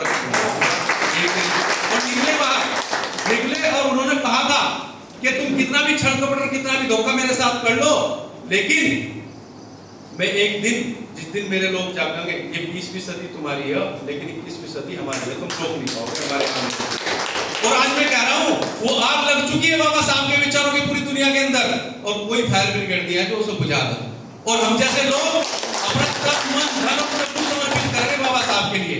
हमें अपने आप नहीं कुछ बनना, ना अपने नाम के हम मोहताज है, परिचय देने के नहीं है, फोटो खिंचवाने के नहीं, हमें कोई मतलब नहीं है इस बात का। लेकिन प्रबुद्ध मिशन का झंडा रोकने नहीं देंगे किसी भी सूरत में, अपना तन मन सब कुछ समर्पित करेंगे बाबा साहब। इस बात को, इस विषय को देखते हुए जब मैंने देख लिया कि किसी के पास 10 साल मुझे इस मिशन मूवमेंट में घूमते हुए हो गए, 2011 से लगातार घूम रहा हूं, और ऐसा कोई यहां से लेकर और दिल्ली तक के कोई ऐसी संस्था नहीं है जिसका हेड मुझे ना जानता हो, जिसका व्यक्ति मुझे ना जानता हो, सब शकल से पहचानते हैं, नाम से जानते हैं। लेकिन मैंने देखा कि उनके पास कोई प्लान ही नहीं है फ्यूचर में कि वो करा तो क्या करा। कोई पर्चे छपाता, अब मैं कहता हूं पर्चे छपवाने वाली विचारधारा सबसे कमजोर विचारधारा है, मान लेना। पर्चे छपाने का मतलब समझ लेना कि आपको अगर कोई भी आयोजन करना तो पहले उसको अपनी विचारधारा स्पष्ट देनी पड़ेगी कि यहाँ इतने बजे प्रोग्राम है, इसका अतिथि है, इसका मुख्य अतिथि है, ये और विषय ये है। जब आपने सब कुछ ही खोल दिया तो आपके पास क्या प्लान रहेगी बताइए आप। और मैं कह रहा हूँ दूसरे लोग ऐसे हैं, उनका एक पर्चा कहीं एक बैलेट नहीं लगता, कुछ नहीं लगता, लाखों की गैदरिंग इकट्ठी होती है, तो वो लोग विचारधारा से जुड़े हुए, आप लोग नाचने गाने और इस देख दिखावे से जुड़े हुए। समझ रहे ना आप मेरी बात। हमारे व्यक्ति को अगर 14 अप्रैल भी मनानी है तो पहले से कम 10,000 की सामग्री और 20,000 के फ्लैक्स का इंतजाम करना पड़ेगा, जब जाकर उसकी वहां 14 अप्रैल कंप्लीट हो सकती है, जब जाकर वहां 1000, 2000, 500 लोग आ सकते हैं। तो वो विचारधारा से जुड़े हुए लोग नहीं है ना, वो बाबा साहब से जुड़े हुए लोग हैं। अगर समाज बिना बुलाए एक तारीख रख दी, निश्चित कर दी, तो उस तारीख को उपस्थित होना चाहिए, ये तारीख है बस, छुट्टी बात करो, विषय तो वही क्लियर होगा ना क्या विषय है हमारा। सारे विषय खोलकर पेपर में लिख दिए तो आपके पास क्या प्लान, कुछ भी तो नहीं रहेगा ना आपके पास। तो वही हो रहा कि हमारी बुद्धिजीवता, हमारी बुद्धिमत्ता तो सारी वहां पेपरों में खर्च होगी, सारा लिख दिया हमने, तो भाई ये प्रोग्राम होगा, ये अतिथि, ये फलाना, सारा तो हमारा फंडा खुल गया, तो आपके पास कोई सीक्रेट प्लान तो बची नहीं। गलत क्या है, तो कोई भी प्लान नहीं है। तो जब हमने देखा कि बड़े बड़े संगठनों के हेड बैठे हैं, उनके पास कोई प्लान नहीं है, किसी की प्लान है एमपी बनने तक की, किसी की विधायक बनने तक की, या किसी की मिनिस्टर बनने तक की, बस यही तक की प्लान है। वो चाहता कि मैं जब करूंगा काम, जब मैं शासक बन जाऊंगा, जब मेरे पास पद आ जाएगा मैं काम करूंगा। मैं कह रहा हूं कि बाबा साहब के पास पद आया था भाई, उनके पास कोई पद आया था, उससे काम करा था उन्होंने, बताओ। काशीराम जी ने जब काम शुरू करा था तो खुद पद छोड़कर करा था, पद थोड़ा ही था उनके पास में कोई। तो काम करना तो भाई उसका मोहताज थोड़ा ही रहना कि तू संसद में जाकर तुम्हारे लिए कानून पास करागा। काम करना तो जमीन पर आएगा, काम कर, क्या जरूरत है शासक बनने की। शासक तो समाज बढ़ेगा, पता नहीं किसका नंबर आ जाएगा। समझ रहे ना मेरी बात को। तो जो हमारी इच्छा क्या है, जैसा हमने अभी एक मूवी चलाई मोबाइल में, तो एकदम उसके क्लाइमैक्स पे जाते हैं, हाथ मारते मारते जल्दी जल्दी, देखो उसके लास्ट में क्या हो रहा। तो हमारे व्यक्ति की इच्छा ये है, फल में लगा रहा पेड़ का, पेड़ में लगा रहा है पौधा फल का, तो खाना मुझे ये इसका फल, और कोई कैसे खा लेगा। अगर मैं नहीं भी खा पाया तो इस पेड़ को जड़ तक काट के जाऊंगा, अब किसी के काम नहीं आ पड़ेगा। तो प्रत्येक व्यक्ति की इच्छा ऐसी बनी हुई है कि मैंने ये पेड़ लगा दिया ना, तो इसका फल मुझे ही चाहिए, मैं खाऊंगा इसका फल सबसे ऊपर बैठकर। अगर मुझे फल ना मिला तो इस पेड़ को ही तहस नहस करके चला जाऊंगा, किसी काम का नहीं रहा। ये इच्छा मन में लिए हुए बहुत सारे लोग घूम रहे हैं। तो अब जब किसी के पास कोई प्लान नहीं है, कोई भी व्यक्ति एक जगह टिकना नहीं चाहता, कुछ करना नहीं चाहता, है ना जी। अगर इलेक्शन आ जा तो मैं कहता हूं, अगर इलेक्शन आ जा, कोई 80 की सीट निकल जाऊं, तो मैं कह रहा जो नौकरी में और बहुत बड़े बड़े लोग हमारे कहीं कहीं से भाग पाएंगे, वहां सारे के सारे एकदम कंपटीशन करेंगे।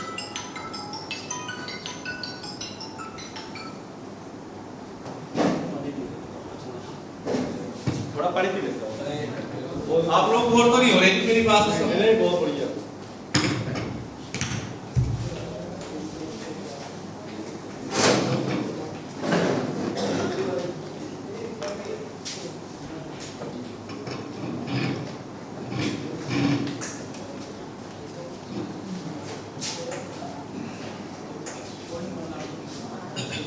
थैंक यू आप सभी का। तो मैं एक बात कहना चाहता हूँ, मेरी बात थोड़ी सी लंबी हो जाती है क्योंकि मैं कई बार यहाँ आ चुका हूँ, कई बार रात भर मेरे साथ कुछ साथी हैं जो जागे हैं, अध्यक्ष साहब भी छाटते हैं, पहले थोड़ी लंबी हो जाती है। तो मैं समझ चाहूँगा आपसे माफी पहले ही मांगता हूँ कि बोर मत होना, थोड़ा सा मतलब जो ना आपका कीमती समय है, मैं समझता हूँ भाई बुद्धिजीवी लोग हैं सभी, नौकरी वाले पैसे वाले लोग हैं, तो थोड़ा सा समय का मैं 1-2 घंटा लग ही जाता कम से कम। तो सर इसलिए मैं जल्दी कर रहा हूँ कि मैं ज़्यादा से ज़्यादा बात थोड़े समय में कह पाऊँ और आप लोगों को जो भी बोलने वाले का मौका मिला। तो सर बात ये है कि जब किसी के पास कोई प्लान ना हो, किसी की प्लान यहाँ तक जाने की है, किसी की प्लान वहाँ तक जाने की है, तो बहुत गहराई से इस पर चिंतन करने का विषय है। क्योंकि हमारे लोग, अगर अभी मैं बात करूँ, एक छोटा सा उदाहरण देना चाहता हूँ। पुरकाजी ब्लॉक का हमारे पास मुजफ्फरनगर में पुरकाजी ब्लॉक के हम रहने वाले हैं, मेरे साथ भी जो आए हैं और साथ में। तो वहाँ क्या था, वहाँ एससीओ प्रमुखी का इलेक्शन था। तो वहाँ हर बार जो थी वो खर्च की जो सीमा थी वो लगभग 1-1.5 करोड़ रुपया रहती थी, है ना जी, जिसमें जनरल कास्ट के लोग भी बनते थे।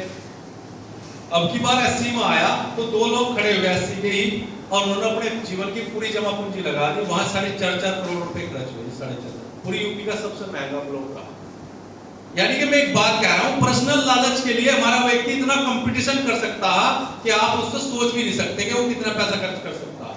वहां के जनरल कास्ट लोग भी ये कह रहे भाई हर बार ही नहीं लड़ाओ, एससी वालों को ये मजा ही आ गया, बिल्कुल चारों तरफ नोट लुटाया, चारों तरफ। अब देखिए वो कितना कंपटीशन करते हैं आपस में। तो यानी कि धन की कमी नहीं है हमारे पास, आप इस बात से मान लो कि धन की कमी नहीं है। और अगर आप उनका कंपटीशन चुनाव के अंदर ऐसा और उनका कंपटीशन मकान बनाने इसके अंदर आ जा, फिर दूसरी मैं बताऊं जागृति की बात। जागृति हमारे अंदर कितनी है कि अगर समाज की बात आए, समाज की बात है तो हम ये करते हैं कि जैसे कोई मीटिंग है, जैसे यही मीटिंग अरेंज हुई, तो मीटिंग में ये सोचते हैं कि बस भाई मैं नहीं गया तो कोई ना कोई तो जाएगा ही, हो जाएगी मीटिंग। और मैं कहता हूँ अगर किसी के भाई का एक्सीडेंट हो जा, कितनी एक्टिविटी आदमी के अंदर आती है बताइए आप। तो एक आदमी बाबा साहब के पास पहुंचा, इसी बात का उद्देश्य लेगा, वो बाबा साहब को ये बोलता, बाबा साहब मैं आपके जैसा बनना चाहता हूँ। भाई वो क्या पता कितना बड़ा ज्ञानी था, उन्होंने सोचा बाबा साहब आपके जाते ही, मतलब बाबा साहब एक ऐसी शख्सियत थे, ऐसी शख्सियत हो चुके थे कि जब वो कहीं जाते थे तो कोई बैठा हुआ नहीं रहता था, खड़े हो जाते थे सब। वो शख्सियत थे क्योंकि उन्हें जो प्राप्त था वो शायद भारत में अभी तक तो किसी के पास नहीं है, और शायद आने वाले समय में कोई दिग्गज, कोई माँ का लाल पैदा होगा जो इतना ज्ञान, इतना सब कुछ अर्जित करेगा। क्योंकि पंडित नेहरू भी, सरदार पटेल भी, तमाम लोग शाम को बाबा साहब के पास सलाह लेने भी आते थे और खड़े होकर बात करते थे। ये नहीं है बाबा साहब को मंत्रालय लालच थोड़ा ही था, कुछ भी खुद देखते फिरते थे लोग।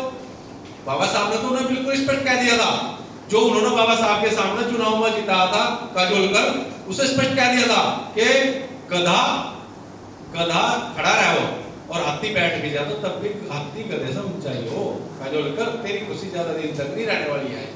तो बाबा साहब तो बिल्कुल स्पष्ट कह देते थे, उन्हें कोई लालच नहीं था।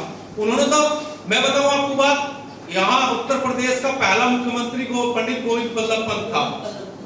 तो गोविंद बल्लभ पंत ने वहां एक सभा रख दी लखनऊ के अंदर, बाबा साहब को उसका मुख्य अतिथि बना दिया। तो बाबा साहब को मुख्य अतिथि बना दिया तो नेहरू ने बाबा साहब से रिक्वेस्ट करी कि आपको जाना चाहिए वहां जरूर और बात रखनी चाहिए अपनी, क्योंकि वहां दलित और पिछड़ों का बहुत बड़ा संख्या है उत्तर प्रदेश के अंदर। तो बाबा साहब चले गए। तो उन्होंने सोचा बाबा साहब हमारे मनमाफिक बात कहेंगे, हमारे कानून मंत्री हैं, शायद ये कांग्रेस की बड़ाई मारो, शायद ये हमारे पक्ष की बात करो, क्योंकि इलेक्शन सर पर आने वाला था, ठीक है ना जी। तो बाबा साहब कहाँ कहने वाले, बाबा साहब ने कहा मैं तो वो पत्थर हूँ जिस पर कोई रंग चढ़ ही नहीं सकता। तो बाबा साहब ने वहां जब सब बोल लिए, बाबा साहब का बोलने का नंबर आया, तो सबसे पहले अपने सामने खड़े हुए करोड़ों लोगों को कहा कि तुम इस धरती पर पैदा ही क्यों हुए, अपनी माँ की गोद में ही क्यों नहीं मर गए। तो सब उनकी तरफ देखने लगे, तुम इस धरती पर बोझ क्यों बने हुए हो, तुम्हारी दीनहीन और तुम्हारी इतनी कठिन परिस्थिति देखकर मेरा कलेजा फटा जाता है। बाबा साहब के शब्द थे, लिखे हुए बिल्कुल स्पष्ट कि तुम्हारी दीनहीन इतनी लाचार स्थिति देखकर मेरा कलेजा फटा जाता है। तुम इस धरती पर पैदा ही क्यों हुए? माँ की कोख में क्यों नहीं मर गए? तुमने मतलब अपना जीवन इतना नरक बनाया, तुम क्यों नहीं मर गए? फिर आगे बोलते हैं बाबा साहब कि तुम मेरे समाज के लोगों, अगर तुम जाग जाओ तो ये मंच पर बैठा हुआ ब्राह्मण, ये मंच पर बैठा मुख्यमंत्री की तरफ इशारा करते हुए कहा, ये मंच पर बैठा हुआ ब्राह्मण अगर तुम जाग जाओ, एकत्रित हो जाओ, तो ये मंच पर बैठा हुआ ब्राह्मण इसकी इतनी हैसियत है, तुम्हारे जूतों के फीते बांधने में भी ये करूं महसूस करेगा इस देश में कितनी, और तुम जागने को तैयार नहीं हो, तुम्हारी इतनी दीनहीन दशा है। ठीक है ना? बाबा साहब ने ऐसा वक्तव्य दिया और वहां तो आग लगी। समझ रहे ना मेरी बात को? ये लिखित दस्तावेज हैं सारे। तो बाबा साहब जैसा मंच पर आग लगी तो भागा भागा पंडित गोविंद बल्लभ पंत, पंडित नेहरू के पास। अभी जैसे तो सारे ब्राह्मणों की ऐसी कर दिया, अम्बेडकर ने वहां ऐसा ऐसा कह दिया, हमारा तो बहुत बड़ा अपमान हो गया, ये वो, इसे तुरंत निष्कासित करो, इसे फलाना करो।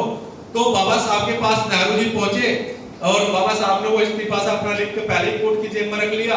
तो बाबा साहब को कहने लगे, डॉक्टर अम्बेडकर आपको माफीनामा लिख कर देना पड़ेगा। इस पर जो ना सारे ब्राह्मण अपमानित हो गए पूरे देश के, बहुत बड़ा ये आपने बहुत गलत काम कर दिया और आपको इसको माफी देनी पड़ेगी, बोलना पड़ेगा। तो बाबा साहब ने कहा, पंडित नेहरू मुझे अपनी कौम को क्या बोलना, क्या समझाना, ये तुझसे सीखने की जरूरत नहीं है मुझे। ये कहा प्रधानमंत्री को, अपनी कोठी पर खुद चल गया बाबा साहब की। बाबा साहब ने कहा, मुझे अपनी कौम को क्या बताना, क्या सिखाना, क्या रास्ता दिखाना, मुझे तेरे से पंडित नेहरू सीखने की जरूरत नहीं है। ये पकड़ अपना मंत्री पद ले जा। ऐसा धमका कर भेज दिया पंडित नेहरू। मैं कोई माफीनामा नहीं मांगूंगा, ये मैंने जो सच्चाई थी वो अपने समाज को बताई, वही कहा, मैंने कुछ अलग नहीं कहा। तो बाबा साहब तो ऐसे चरित्र के व्यक्ति थे। तो मैं कहना चाहता हूँ, एक व्यक्ति बाबा साहब के पास पहुंचा कि मैं आपके जैसा बनना चाहता हूँ, जो मैं अपनी बात बता जहाँ वही आ जाता हूँ। तो वो पहुंच गया जी। बाबा साहब ने कहा, अच्छा चलो कल शाम को एक नदी है उसके किनारे मुझे मिल जाइए, ठीक है ना, मैं फार्मूला बता दूंगा मेरे जैसा कैसे बना जा सकता है। ठीक है जी, नदी के किनारे लेके बाबा साहब। तो बाबा साहब ने कहा, इसमें नदी में अंदर तो घुस जा। घुसता चला गया बाबा साहब के साथ, और अंदर तो घुस जा, और यहाँ तक पानी आ गया। तो जब यहाँ तक पानी आ गया तो बाबा साहब ने उसकी मुंडी पकड़ कर और नीचे को कर दी। ठीक है ना जी? तो मुंडी नीचे को कर दी तो मतलब जो वो तो मरने वाला हो गया, उसका सांस रुकने लगा। जब बिल्कुल बेबस हो गया, पूरे हाथ पैर मारे, पूरे वो करके वो छूट गया बाबा साहब। छूट कर उसने बहुत देर तक तो सांस लिए पड़ेगा। बहुत ही कौन सा फार्मूला था जी? ये कौन सा फार्मूला था? मुझे मार दिया था आपने आज। कहने लगा, तुमने अपना जीवन बचाने के लिए कितनी ताकत लगाई, कितनी एनर्जी लगाई? ऐसी सारी लगा दी, बिल्कुल जब भी छूटा, नहीं तो मार दिया था मुझे आज आपने। क्योंकि बाबा साहब का नाम भीम क्यों रखा था? ताकतवर थे, शुरू से बहुत अच्छे बच्चे थे, बहुत ही मजबूत थे। तो वो दबा दिया, वो छूट गया, छूट छाट का बिल्कुल बेहोश। फिर को आधे घंटे बाद बोलता, ये कौन सा फार्मूला था? तब ने मुझे आज खत्म ही कर दिया था। मैं तो पता नहीं किस तरह जान बचाई, बहुत जान लगाई, बहुत ताकत लगाई। कि जितनी जान तुमने अपनी जान बचाने में एक पल में लगाई ना, मैं इतनी जान प्रत्येक वक्त लगाता हूँ अपने समाज की आजादी के लिए लगाता हूँ। इतनी ताकत लगाता हूँ जैसे तुमने अपनी जान बचाने के लिए ताकत लगाई ना, तुमने तो एक पल के लिए लगाई, मैं हर पल इतनी ताकत लगाता हूँ अपने समाज को आजाद करने। समझ रहे ना मेरी बात को? तो इतना गंभीर थे बाबा साहब कि उनकी बराबरी करना तो देखो बहुत बड़ी बात होगी, ये तो बहुत अलग विषय हो गया, बहुत बड़ा विषय हो गया। तो वो इतनी ताकत हर वक्त लगाते थे, आज जितना हम अपने आप को आजाद कराने के लिए, जान बचाने के लिए एक पल में लगा सकते हैं। यानी कि मैं कह रहा हूँ, वो जो पर्सनली बात होती है ना, कि जैसे मेरे भाई का एक्सीडेंट हो गया तो मैं सब कुछ खड़ा पड़ा छोड़कर सब कुछ एकदम भागूंगा।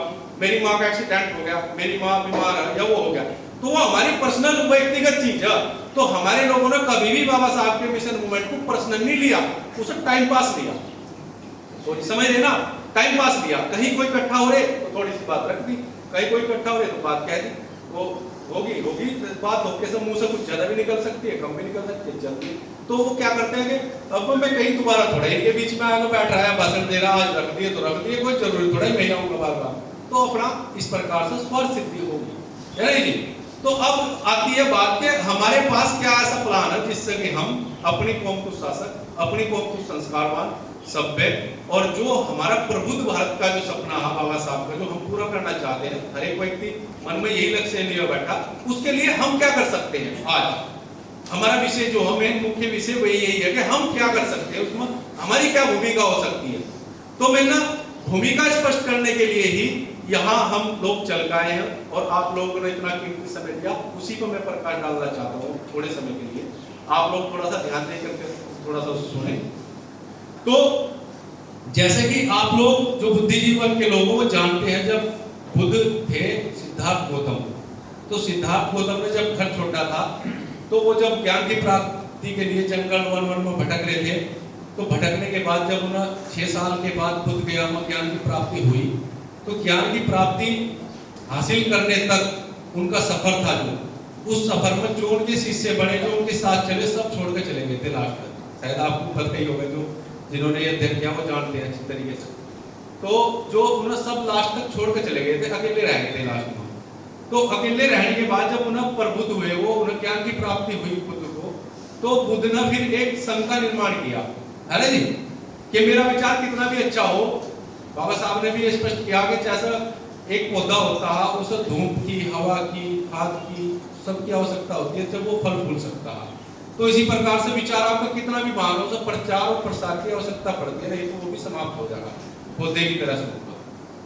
तो बाबा वो तथागत बुद्ध ने एक संघ का निर्माण किया। संघ में सबसे पहले 5 लोग शामिल किए, तो संघ का निर्माण हुआ, संघ के प्रचारक हुए, वो संघ की बात को लेकर जनता में जाने लगे, विस्तार हुआ, विस्तार होकर भिक्षु संघ बन चुका था बहुत बड़ा, यानी कि हजारों प्रचारक तैयार हो चुके। वो एक कठिन रास्ता था, क्योंकि जो भिक्षु संघ होता है, भिक्षु संघ के भिक्षु के ऊपर लगभग 272 रूल काम करते हैं बुद्धिज्म के अनुसार, लगभग 272 रूल फॉलो करने पड़ते हैं। तो कठिन हो गया ना बहुत, आप भी जानते हैं भिक्षु का जीवन बड़ा कठिन हो गया। यानी कि भिक्षु के लिए स्पष्ट किया तथागत बुद्ध ने कि वो 8 चीजों के अलावा अपने पास में कुछ नहीं रख सकता। 1 झोला, 2 चीवर, और ये सुई धागा, और ये फलाना, और उसके अलावा कोई सुगंध का सामान नहीं, कुछ नहीं, कोई कड़ा, कंघा, करपा, कुछ नहीं रख सकता वो, कोई हथियार नहीं रख सकता, कुछ नहीं रख सकता। वो किसी पेड़ के नीचे ही अपना जीवन यापन करेगा, या कोई बुद्धिहार पर जीवन यापन करेगा, उसके अलावा कोई घर नहीं बना सकता, कोई संपत्ति नहीं जोड़ सकता। लेकिन आज के भिक्षुओं को भी आप देख ही रहे हैं इस प्रकार से। तो इसके ऊपर 200 लगभग 272 सील, 200 जिसे बाबा साहब बुद्ध की भाषा में कह गए तो उन्हें सील कह गए, ठीक है ना, वैसा हम नियम कह सकते हैं, कायदे कानून कह सकते हैं। तो एक भिक्षु बनने के लिए 272 नियमों का लगभग पालन करना पड़ता है। उसे जो नहीं करता वो भिक्षु नहीं है, वो यानी कि बहुत ही गलत आदमी है, वो और उल्टा ही काम कर रहा है। तो ये बनना बहुत कठिन था भिक्षु संघ। बाबा साहब आए, बाबा साहब ने बुद्धिज्म की स्टडी की, बहुत गहराई से अध्ययन किया, और अध्ययन करने के बाद उन्होंने तुलनात्मक अध्ययन किया, यानी कि उन्होंने हिंदू धर्म के सारे गीता, रामायण, महाभारत, पुराण, सारे सब के सब का अध्ययन किया और तुलनात्मक अध्ययन किया। वैसे नहीं, उन्होंने सिख धर्म के गुरु ग्रंथ साहिब का अध्ययन किया, बाइबल का अध्ययन किया, कुरान शरीफ का अध्ययन किया, उन्होंने उनसे नहीं बचा कुछ भी, उन्होंने सबका अध्ययन किया 21 साल तक। तो उन्होंने तुलनात्मक भी अध्ययन किया कि मतलब जो क्या मानवता को श्रेष्ठ उच्चतम सीमा तक हम कैसे लेकर जा सकते हैं, मानवता उसका रास्ता किसके पास है। क्योंकि बुद्ध के धर्म में कोई भी व्यक्ति, कोई भी चीज ऐसा लागू नहीं हुई बिना कायदे, बिना पूरे प्रमाण के साथ उसका क्या लाभ होगा, कब तक होगा, कितना होगा, कैसे चलना पड़ेगा, बिल्कुल स्पष्ट, गहराई से हर एक रूल को मैंने जो फॉलो किया, जो देखा, जो महसूस किया, बिल्कुल स्पष्ट, कुछ नहीं है उसमें छुपा हुआ कि कोई जादू टोना होने वाला या कुछ होने वाला, तो बिल्कुल स्पष्ट था। तो जब भिक्षु संघ, भिक्षु बनना बहुत कठिन हो गया था और भिक्षुओं के अंदर बहुत सारे गलत व्यवहार, आचार विचार आ चुके थे, तो बाबा साहब ने अध्ययन किया कि जब हमारे प्रियदर्शी सम्राट अशोक इस भारत के सम्राट बने, तो उन्होंने कम से कम भी 2-2.5 हजार भिक्षुओं का चीवर उतरवाया था।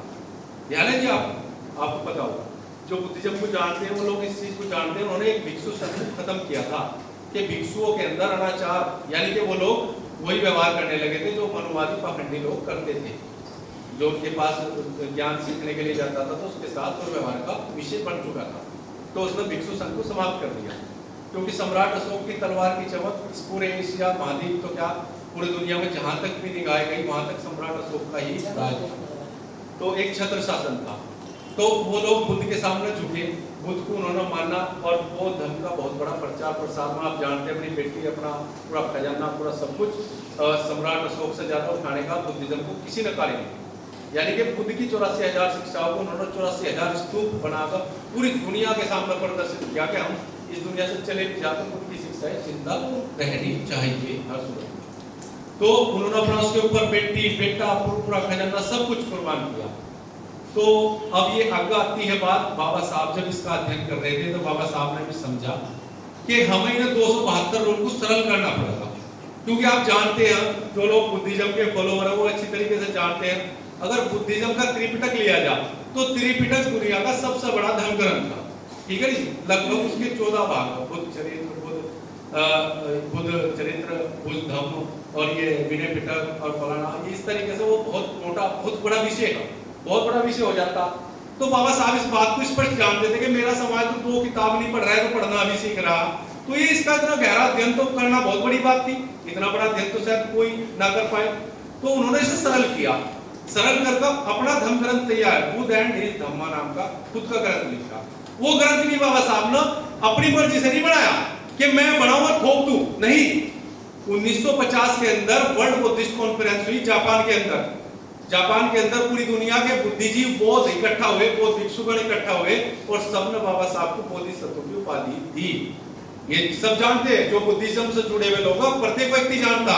बाबा साहब ने दीक्षा 1950 में ही ले चुके थे, 1956 में तो उन्होंने दीक्षा दी ही, पूरी दुनिया के सामने आए थे। नहीं तो बाबा साहब तो जब 5वीं क्लास पास करी थी तब से ही बुद्ध के अनुसार अपना जीवन यापन करने लगे थे, अनुसरण करने लगे थे बुद्ध का, ठीक है ना जी।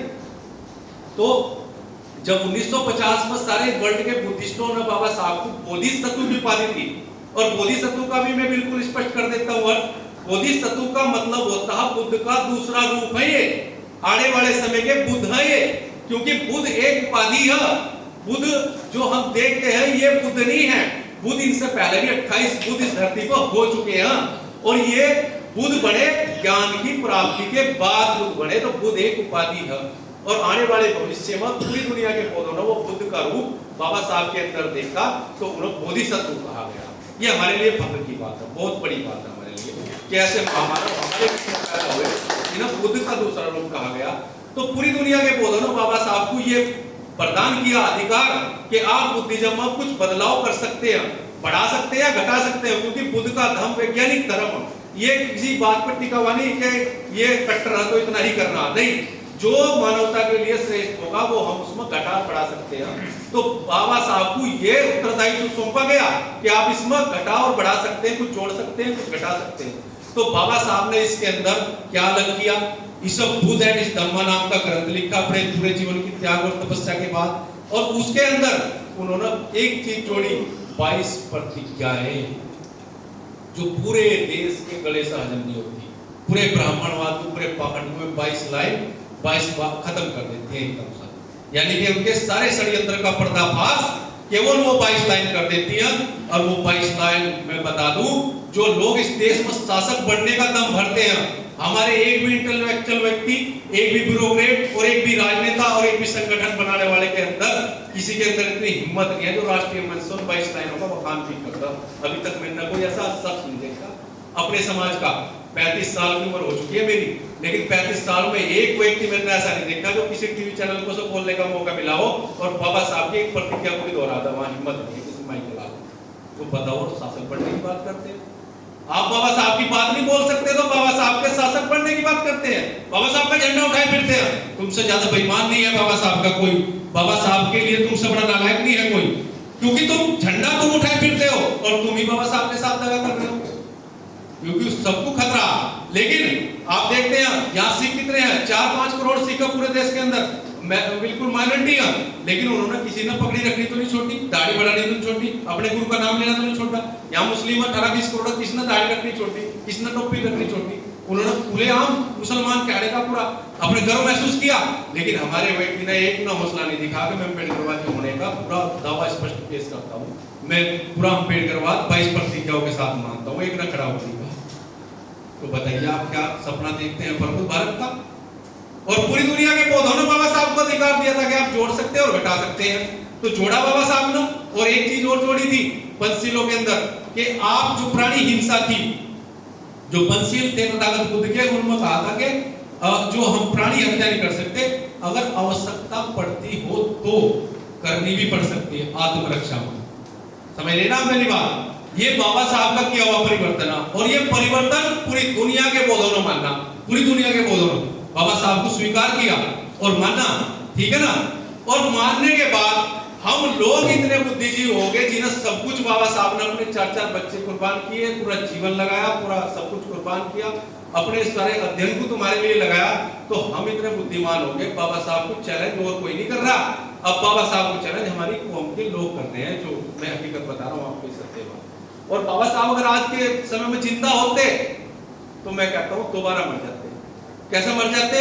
मैं बड़ी जिम्मेदारी के साथ ये बात कह रहा हूँ, क्योंकि वो जब इतना बड़ा धोखा देखते हैं कि मेरे नाम पे ही सब कुछ कर रहे हैं, मेरे पीछे से खंजर घोंप रहे, मेरी बात पूरी रख रहे, मेरी ही बात पूरी रख रहे, मेरे ही नाम पर सब कुछ कर रहे हैं। यानी कि तस्वीर ट्रस्ट के लिए बाबा साहब की लगती है, क्योंकि विश्वास उन्हीं के ऊपर है सब कुछ। अन्य लोग भी लगाने लगे, अब तो सभी लगाने लगे, सब कार्यालय लगाने लगे, लेकिन बात कहीं नहीं होती। आप ये इत्तेफाक मान लो कितना बड़ा दगा उन विचारधारा के साथ हो रहा है कि तस्वीर हर कोई लगानी चाह रहा। यानी तस्वीर लगाने से मकसद है मेरा कहने का कि वो बाबा साहब को भगवान बनाना चाह रहे हैं, कि इन्हें भगवान बना के पूजना शुरू कर दो और बस फिर कोई आवश्यकता नहीं है इनकी किताब खोलने की। समझ रहे ना मेरी बात को? लेकिन बाबा साहब ने तो स्पष्ट कहा हुआ, अगर ये टाई कोट पहनने ना होते, शायद कोई कुर्ता पहनने होते, तो अब तक तो भगवान बन के होते। आप ये मान लेना, फिर इन पर कोई चर्चा ही ना होती शायद। यूं कहते भाई तुम भी पूछ लो, हम भी पूछ रहे, कोई दिक्कत है नहीं। एक पंडित यहाँ भी बैठ जाता आपके किसी उसको भी, चलो हो गया सब, ठीक है नहीं? तो ऐसा जब किसी महापुरुष के साथ हो रहा हो और कोई भी ये सामने ना आ रहा हो कि करना क्या, स्पष्ट विजन ना हो, करना क्या। अब 21वीं सदी भी चल गई, उसके 21 साल भी जाने को हो रहे हैं, आप देख ही रहे हैं, क्योंकि बहुत लोगों की उम्र होगी भाई जय भीम करते हैं, वो इस कारवां को यहाँ तक लेके भी आए। तो करना क्या सबसे मुख्य बात। तो मैं मेन बिंदु की तरफ आते हुए केवल इतना ही कहना चाहता हूँ कि जब किसी के प्रचारक समाज के खत्म हो जाते हैं तो विचारधारा कितने श्रेष्ठ हो वो खत्म हो जाए। और हमारे समाज में एक वैकेंसी खाली है ये प्रचारक की। आप हर किसी का नाम बता दोगे, अगर आपको कुछ चालक नेता कौन हमारा फला, IAS कौन है फला, वो फला, प्रचारक कौन है प्रचारक, अगर आप कहो तो एक भी व्यक्ति का नाम नहीं ले सकते आप पूरे गर्व के साथ कि हाँ हमारा भी कोई प्रचारक है। और मैं कहता हूँ दूसरों के, आप गिनो, फलाना आचार्य, फलाना शंकराचार्य, फलाना मठ, फलाना ये, फलाना वो, है या नहीं है? बताओ है? आप स्पष्ट नहीं कह सकते आज भी कि हमारे देश में भी हमारा भी विचारधारा का फलाना प्रचारक है। जब पूछ लो तो सब कुछ। मैं तो यहाँ तक कहता हूँ कि अगर बाबा साहब के विषय में कोई डिबेट होने लगे, बहस होने लगा, तो उसका प्रतिनिधि बनकर जाने के लिए कोई तैयार नहीं होने का, क्योंकि उसे पता सवाल पूछेंगे, मैंने तो पढ़ाई नहीं, मैं क्या कहूँगा वहाँ, क्योंकि मैंने तो इतना ही पढ़ा, जिस डायलॉग को मेरी जनता में जाकर बोलना मैंने तो इतना पढ़ा, गुस्सा कहीं में गया। समझ रहे ना मेरी बात को? तो उसे पढ़ने के लिए तो दिमाग लगाना पड़ता, अपना पड़ता, और तो सोचते हैं कि क्या जरूरत है इसकी।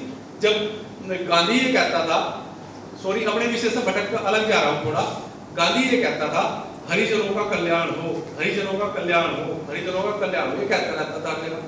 तो उसके जो लीडर थे, अपने समाज के लोग थे उससे जुड़े हुए, वे लोग कहते थे बिठाकर हमसे, अरे गांधी जी आपके तो हर भाषण में हर विचार में यही हरिजनों का कल्याण हो, तो हमारा क्या होगा, हम क्यों फिर आपके साथ, हमारा क्या होगा? उन्हें अपने अस्तित्व का खतरा था। तो गांधी जी ने उन्हें बड़े प्यार से समझाया, बैठाकर, भाई सुनो हरिजनों का कल्याण हो, मैं इतना ही तो कहूँ बस केवल, और मैं इतना कहने पे ही नाचो, मेरे साथ पैदल पैदल नंगे पैर चल रहा हूँ, इतने पे ही खुश हो जाओ, पूरे नाचते कूदते मेरे एक बार कहने से ही। तो उनका कल्याण हो ना हो इस बात से क्या मतलब, कल्याण तो तुम्हारा ही होगा, वे तो इतना कहना ही मात्र उनके लिए काफी है कल्याण हो।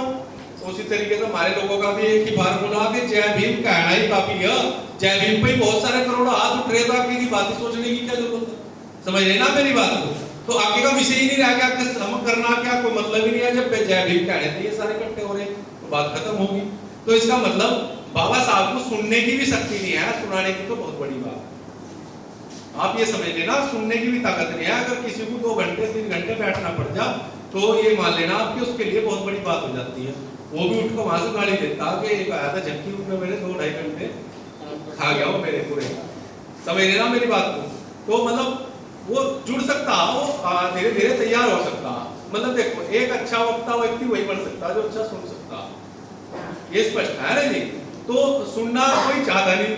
तो मतलब मेरे कहने का तात्पर्य है, देखो ये थोड़ा हंसी का विषय हो गया कि मतलब धीरे धीरे समाज तैयार हो सकता अगर हम चाहें।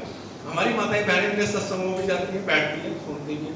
और मैं सबसे ज्यादा अनुशासित अगर अपने समाज में भी कहीं भी मानता हूँ तो हमारी माताएं बहनें ही हैं। उसका कारण हमने बहुत सारे भीम जागरणों, बहुत सारे कार्यक्रमों में भाग लिया, तो वहाँ क्या होता है, जितनी हमारी माताएं बहनें आती हैं वो तो जो कि तुम पूरी संख्या में बैठ के जाएंगे, कहीं नहीं जाने के। वहां से आदमी उठते रहेंगे, आते रहेंगे, जाते रहेंगे, उठते रहेंगे, आते रहेंगे, जाते रहेंगे। लेकिन हमारी माताएं बहनें इतनी अनुशासित है कि वो पूरे कार्यक्रम करने के बाद ही वहां से उठ के जाती हैं। ठीक है ना जी। उसका दूसरा अनुशासन का कारण ये है, ना तो मैं शराब पीती, ना ये उल्टे काम करती। तो आदमी से ज्यादा डिसिप्लिन में अगर कोई है तो हमारी महिलाएं हैं। ठीक है ना जी। अब वो तैयार हो सकती है, वो तैयार हो सकता है आने वाले समय में कि श्रवण संस्कृति के लोग शायद सुनने की आदत पड़ जाए धीरे धीरे।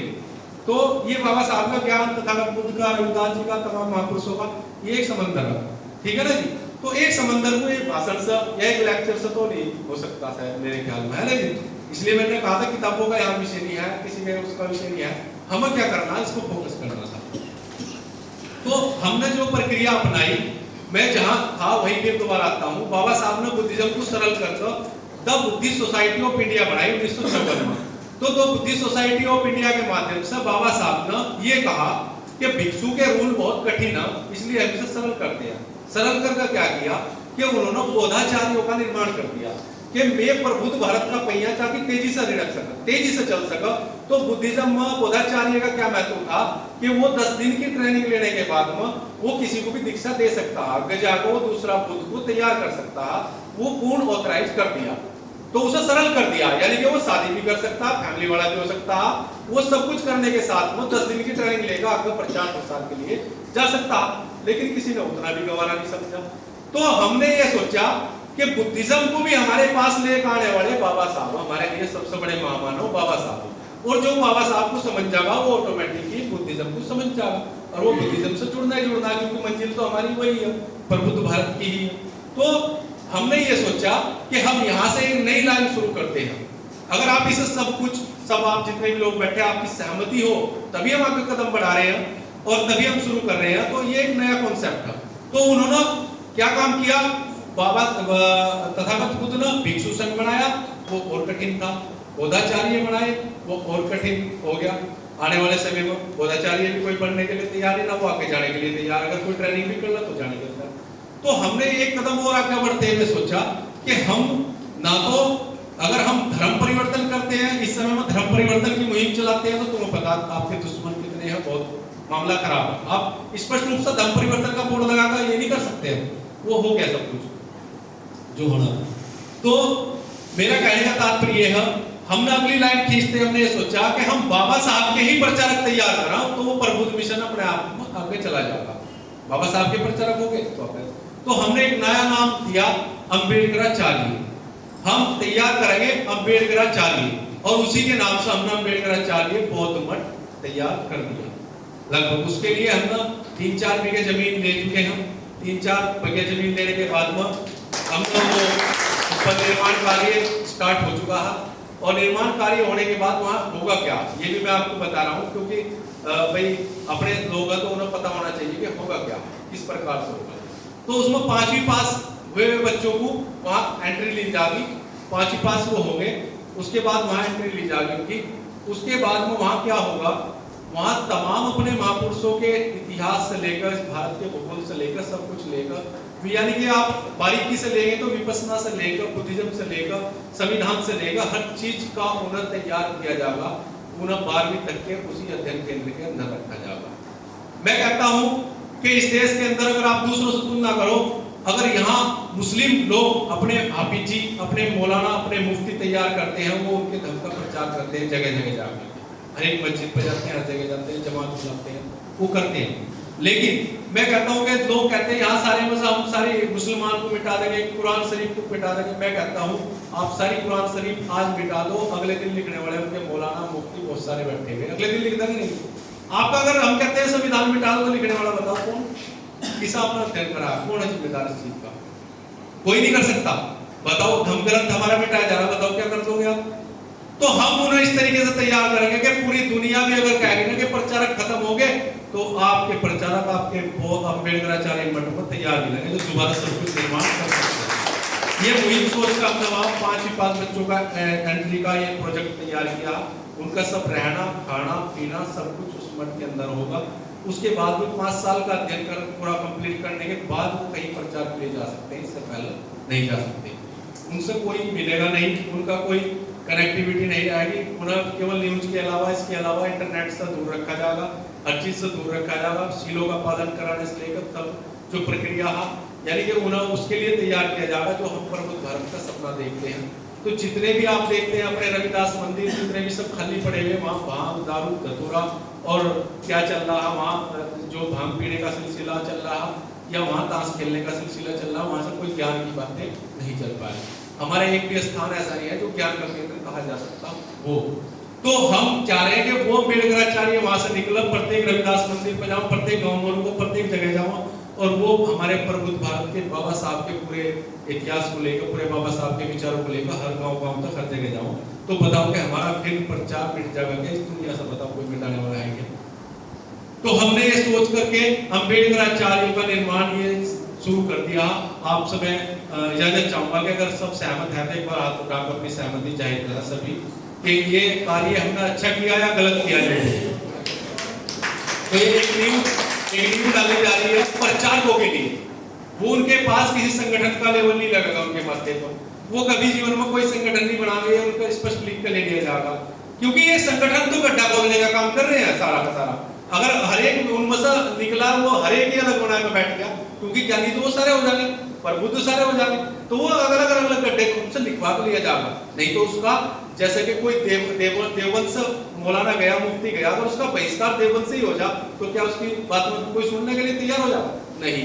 आज तक हमारे कोई बहिष्कार की प्रक्रिया समाज में है ही नहीं। कोई कितना लुच्चा हो बदमाश हो सबकी चल जाती है, ठीक है ना जी।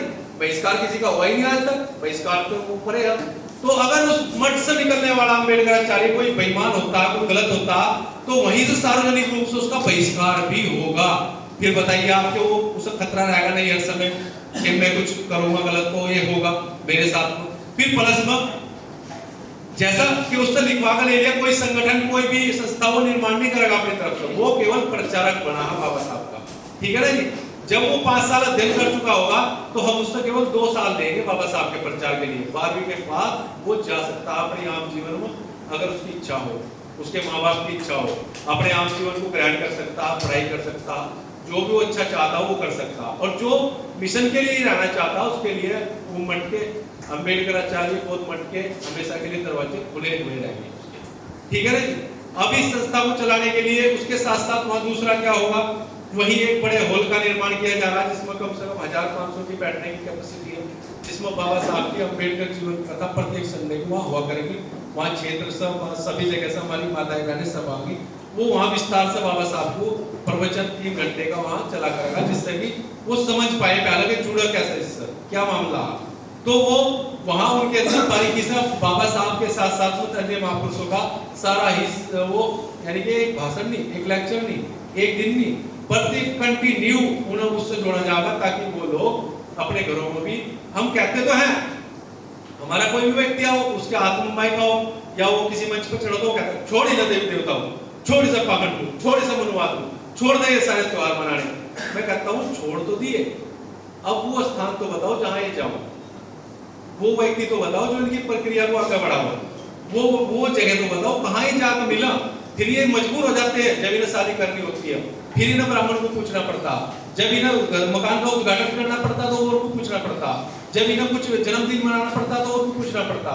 और जब ये औरों के त्योहारों की परंपरा देखते हैं तो अपने का इन्हें पता ही नहीं तुझे क्या मनाना, तो वो करेगा क्या, वो फिर वही कर बैठेगा जो उसके आसपास का माहौल बना हुआ हो, वो परंपरा में बह जाएगा। तो वो क्या कार्य होगा, वो प्रत्येक महिला, प्रत्येक जो हमने राजकमल जी ने शुरू में कहा था मिशन घर घर अम्बेडकर, हर घर अम्बेडकर, हम अम्बेडकर को हर घर तक लेके जाना, उसे केवल भाषण या रैली या उस प्रोग्राम तक नहीं रखना, क्या उसे हर घर तक पहुंचाना ताकि वो हमारी माताएं बहनें, वो हमारा समाज, वो बच्चा उसे पता रहे हम किस सभ्यता और संस्कृति के लोग और ये दूसरे वाले जो मना रहे हैं क्या कर रहे हो, वो बिल्कुल हमारे अंतर का पता होना चाहिए। जब तक अंतर नहीं होगा तो उसके साथ ही बैठा कि फलाने के पड़ोसी के बच्चे पटाखे लाए तो पटाखे ही लाने पड़ेंगे, ये रंग खेले तो रंग खेलना पड़ेगा। तो ये जो कर रहे हैं वो यानी कि देख के बदल रहे हैं, ठीक है ना जी। तो ये परंपरा तोड़ने के लिए हमें सबसे पहले अपने ये कंटिन्यू प्रचार जारी रहना चाहिए। जब तक प्रचारक नहीं होंगे तो मैं मानता हूँ विचारधारा आपकी कितने सही को समाप्त हो जाएगी। तो ये प्रचारकों का जो संघ निर्माण किया है उस पर ही हम चाहते हैं कि आप सबकी सहमति हो तो इस कार्य को हमने अंजाम दे चुके हैं, ठीक है ना जी। तो इस कार्य के लिए हमने उसका निर्माण कार्य शुरू कर दिया और उसी के लिए हम यहाँ बीएचएल में आए हैं और आप लोगों की सबकी सहमति के साथ हम उस कार्य में आगे बढ़ रहे हैं और हम चाहते हैं कि आप लोग भी उसमें अपना हर तरीके से प्रचार में, प्रसार में, योगदान में जिस भी तरीके से आप मदद कर सकते हैं उसके लिए मदद के लिए आप लोग भी आगे आए, क्योंकि आप प्रबुद्ध समाज का हिस्सा हैं, बुद्धिजीवी लोग हैं और आप इसे आगे भी बढ़ा सकते हैं, अन्य लोगों को भी उससे जोड़ सकते हैं। तो ये बहुत जल्दी ही मेरी उम्मीद है कि बहुत जल्दी हम 6 महीने में ये चाह रहे हैं कि 6 महीने के अंदर हम वहाँ कंटिन्यू ये कार्य शुरू कर पाए। भले ही हमको कोई बिल्डिंग बनाने की आवश्यकता नहीं है, भले ही कोई बड़ा ढांचा तैयार करने की आवश्यकता नहीं, वो काम 3 सेट में भी हो सकता है, वो काम वैसे भी हो सकता है, क्योंकि जो खरीदा गया वो तो खेत ही है ना जी। तो वो कार्य तो 3 सेट में भी शुरू हो सकता है, कोई जरूरत नहीं है कि बहुत अच्छी सुंदर बिल्डिंग ही बनाएगी, मार्बल लगेगा तो कार्य होगा, नहीं, वो वहां से शुरू हो सकता है। तो इसमें अगर हमारे समाज के व्यक्ति जो भी कोई ये चाहे कि भाई थोड़ा थोड़ा भी सहयोग करने से वो कार्य शुरू हो सकता है, लेकिन वो जो उससे तैयार होगा वो एक ऐतिहासिक कदम होगा जिसका परिणाम सारे समाज के सामने होगा, देखने को मिलेगा, ठीक है ना।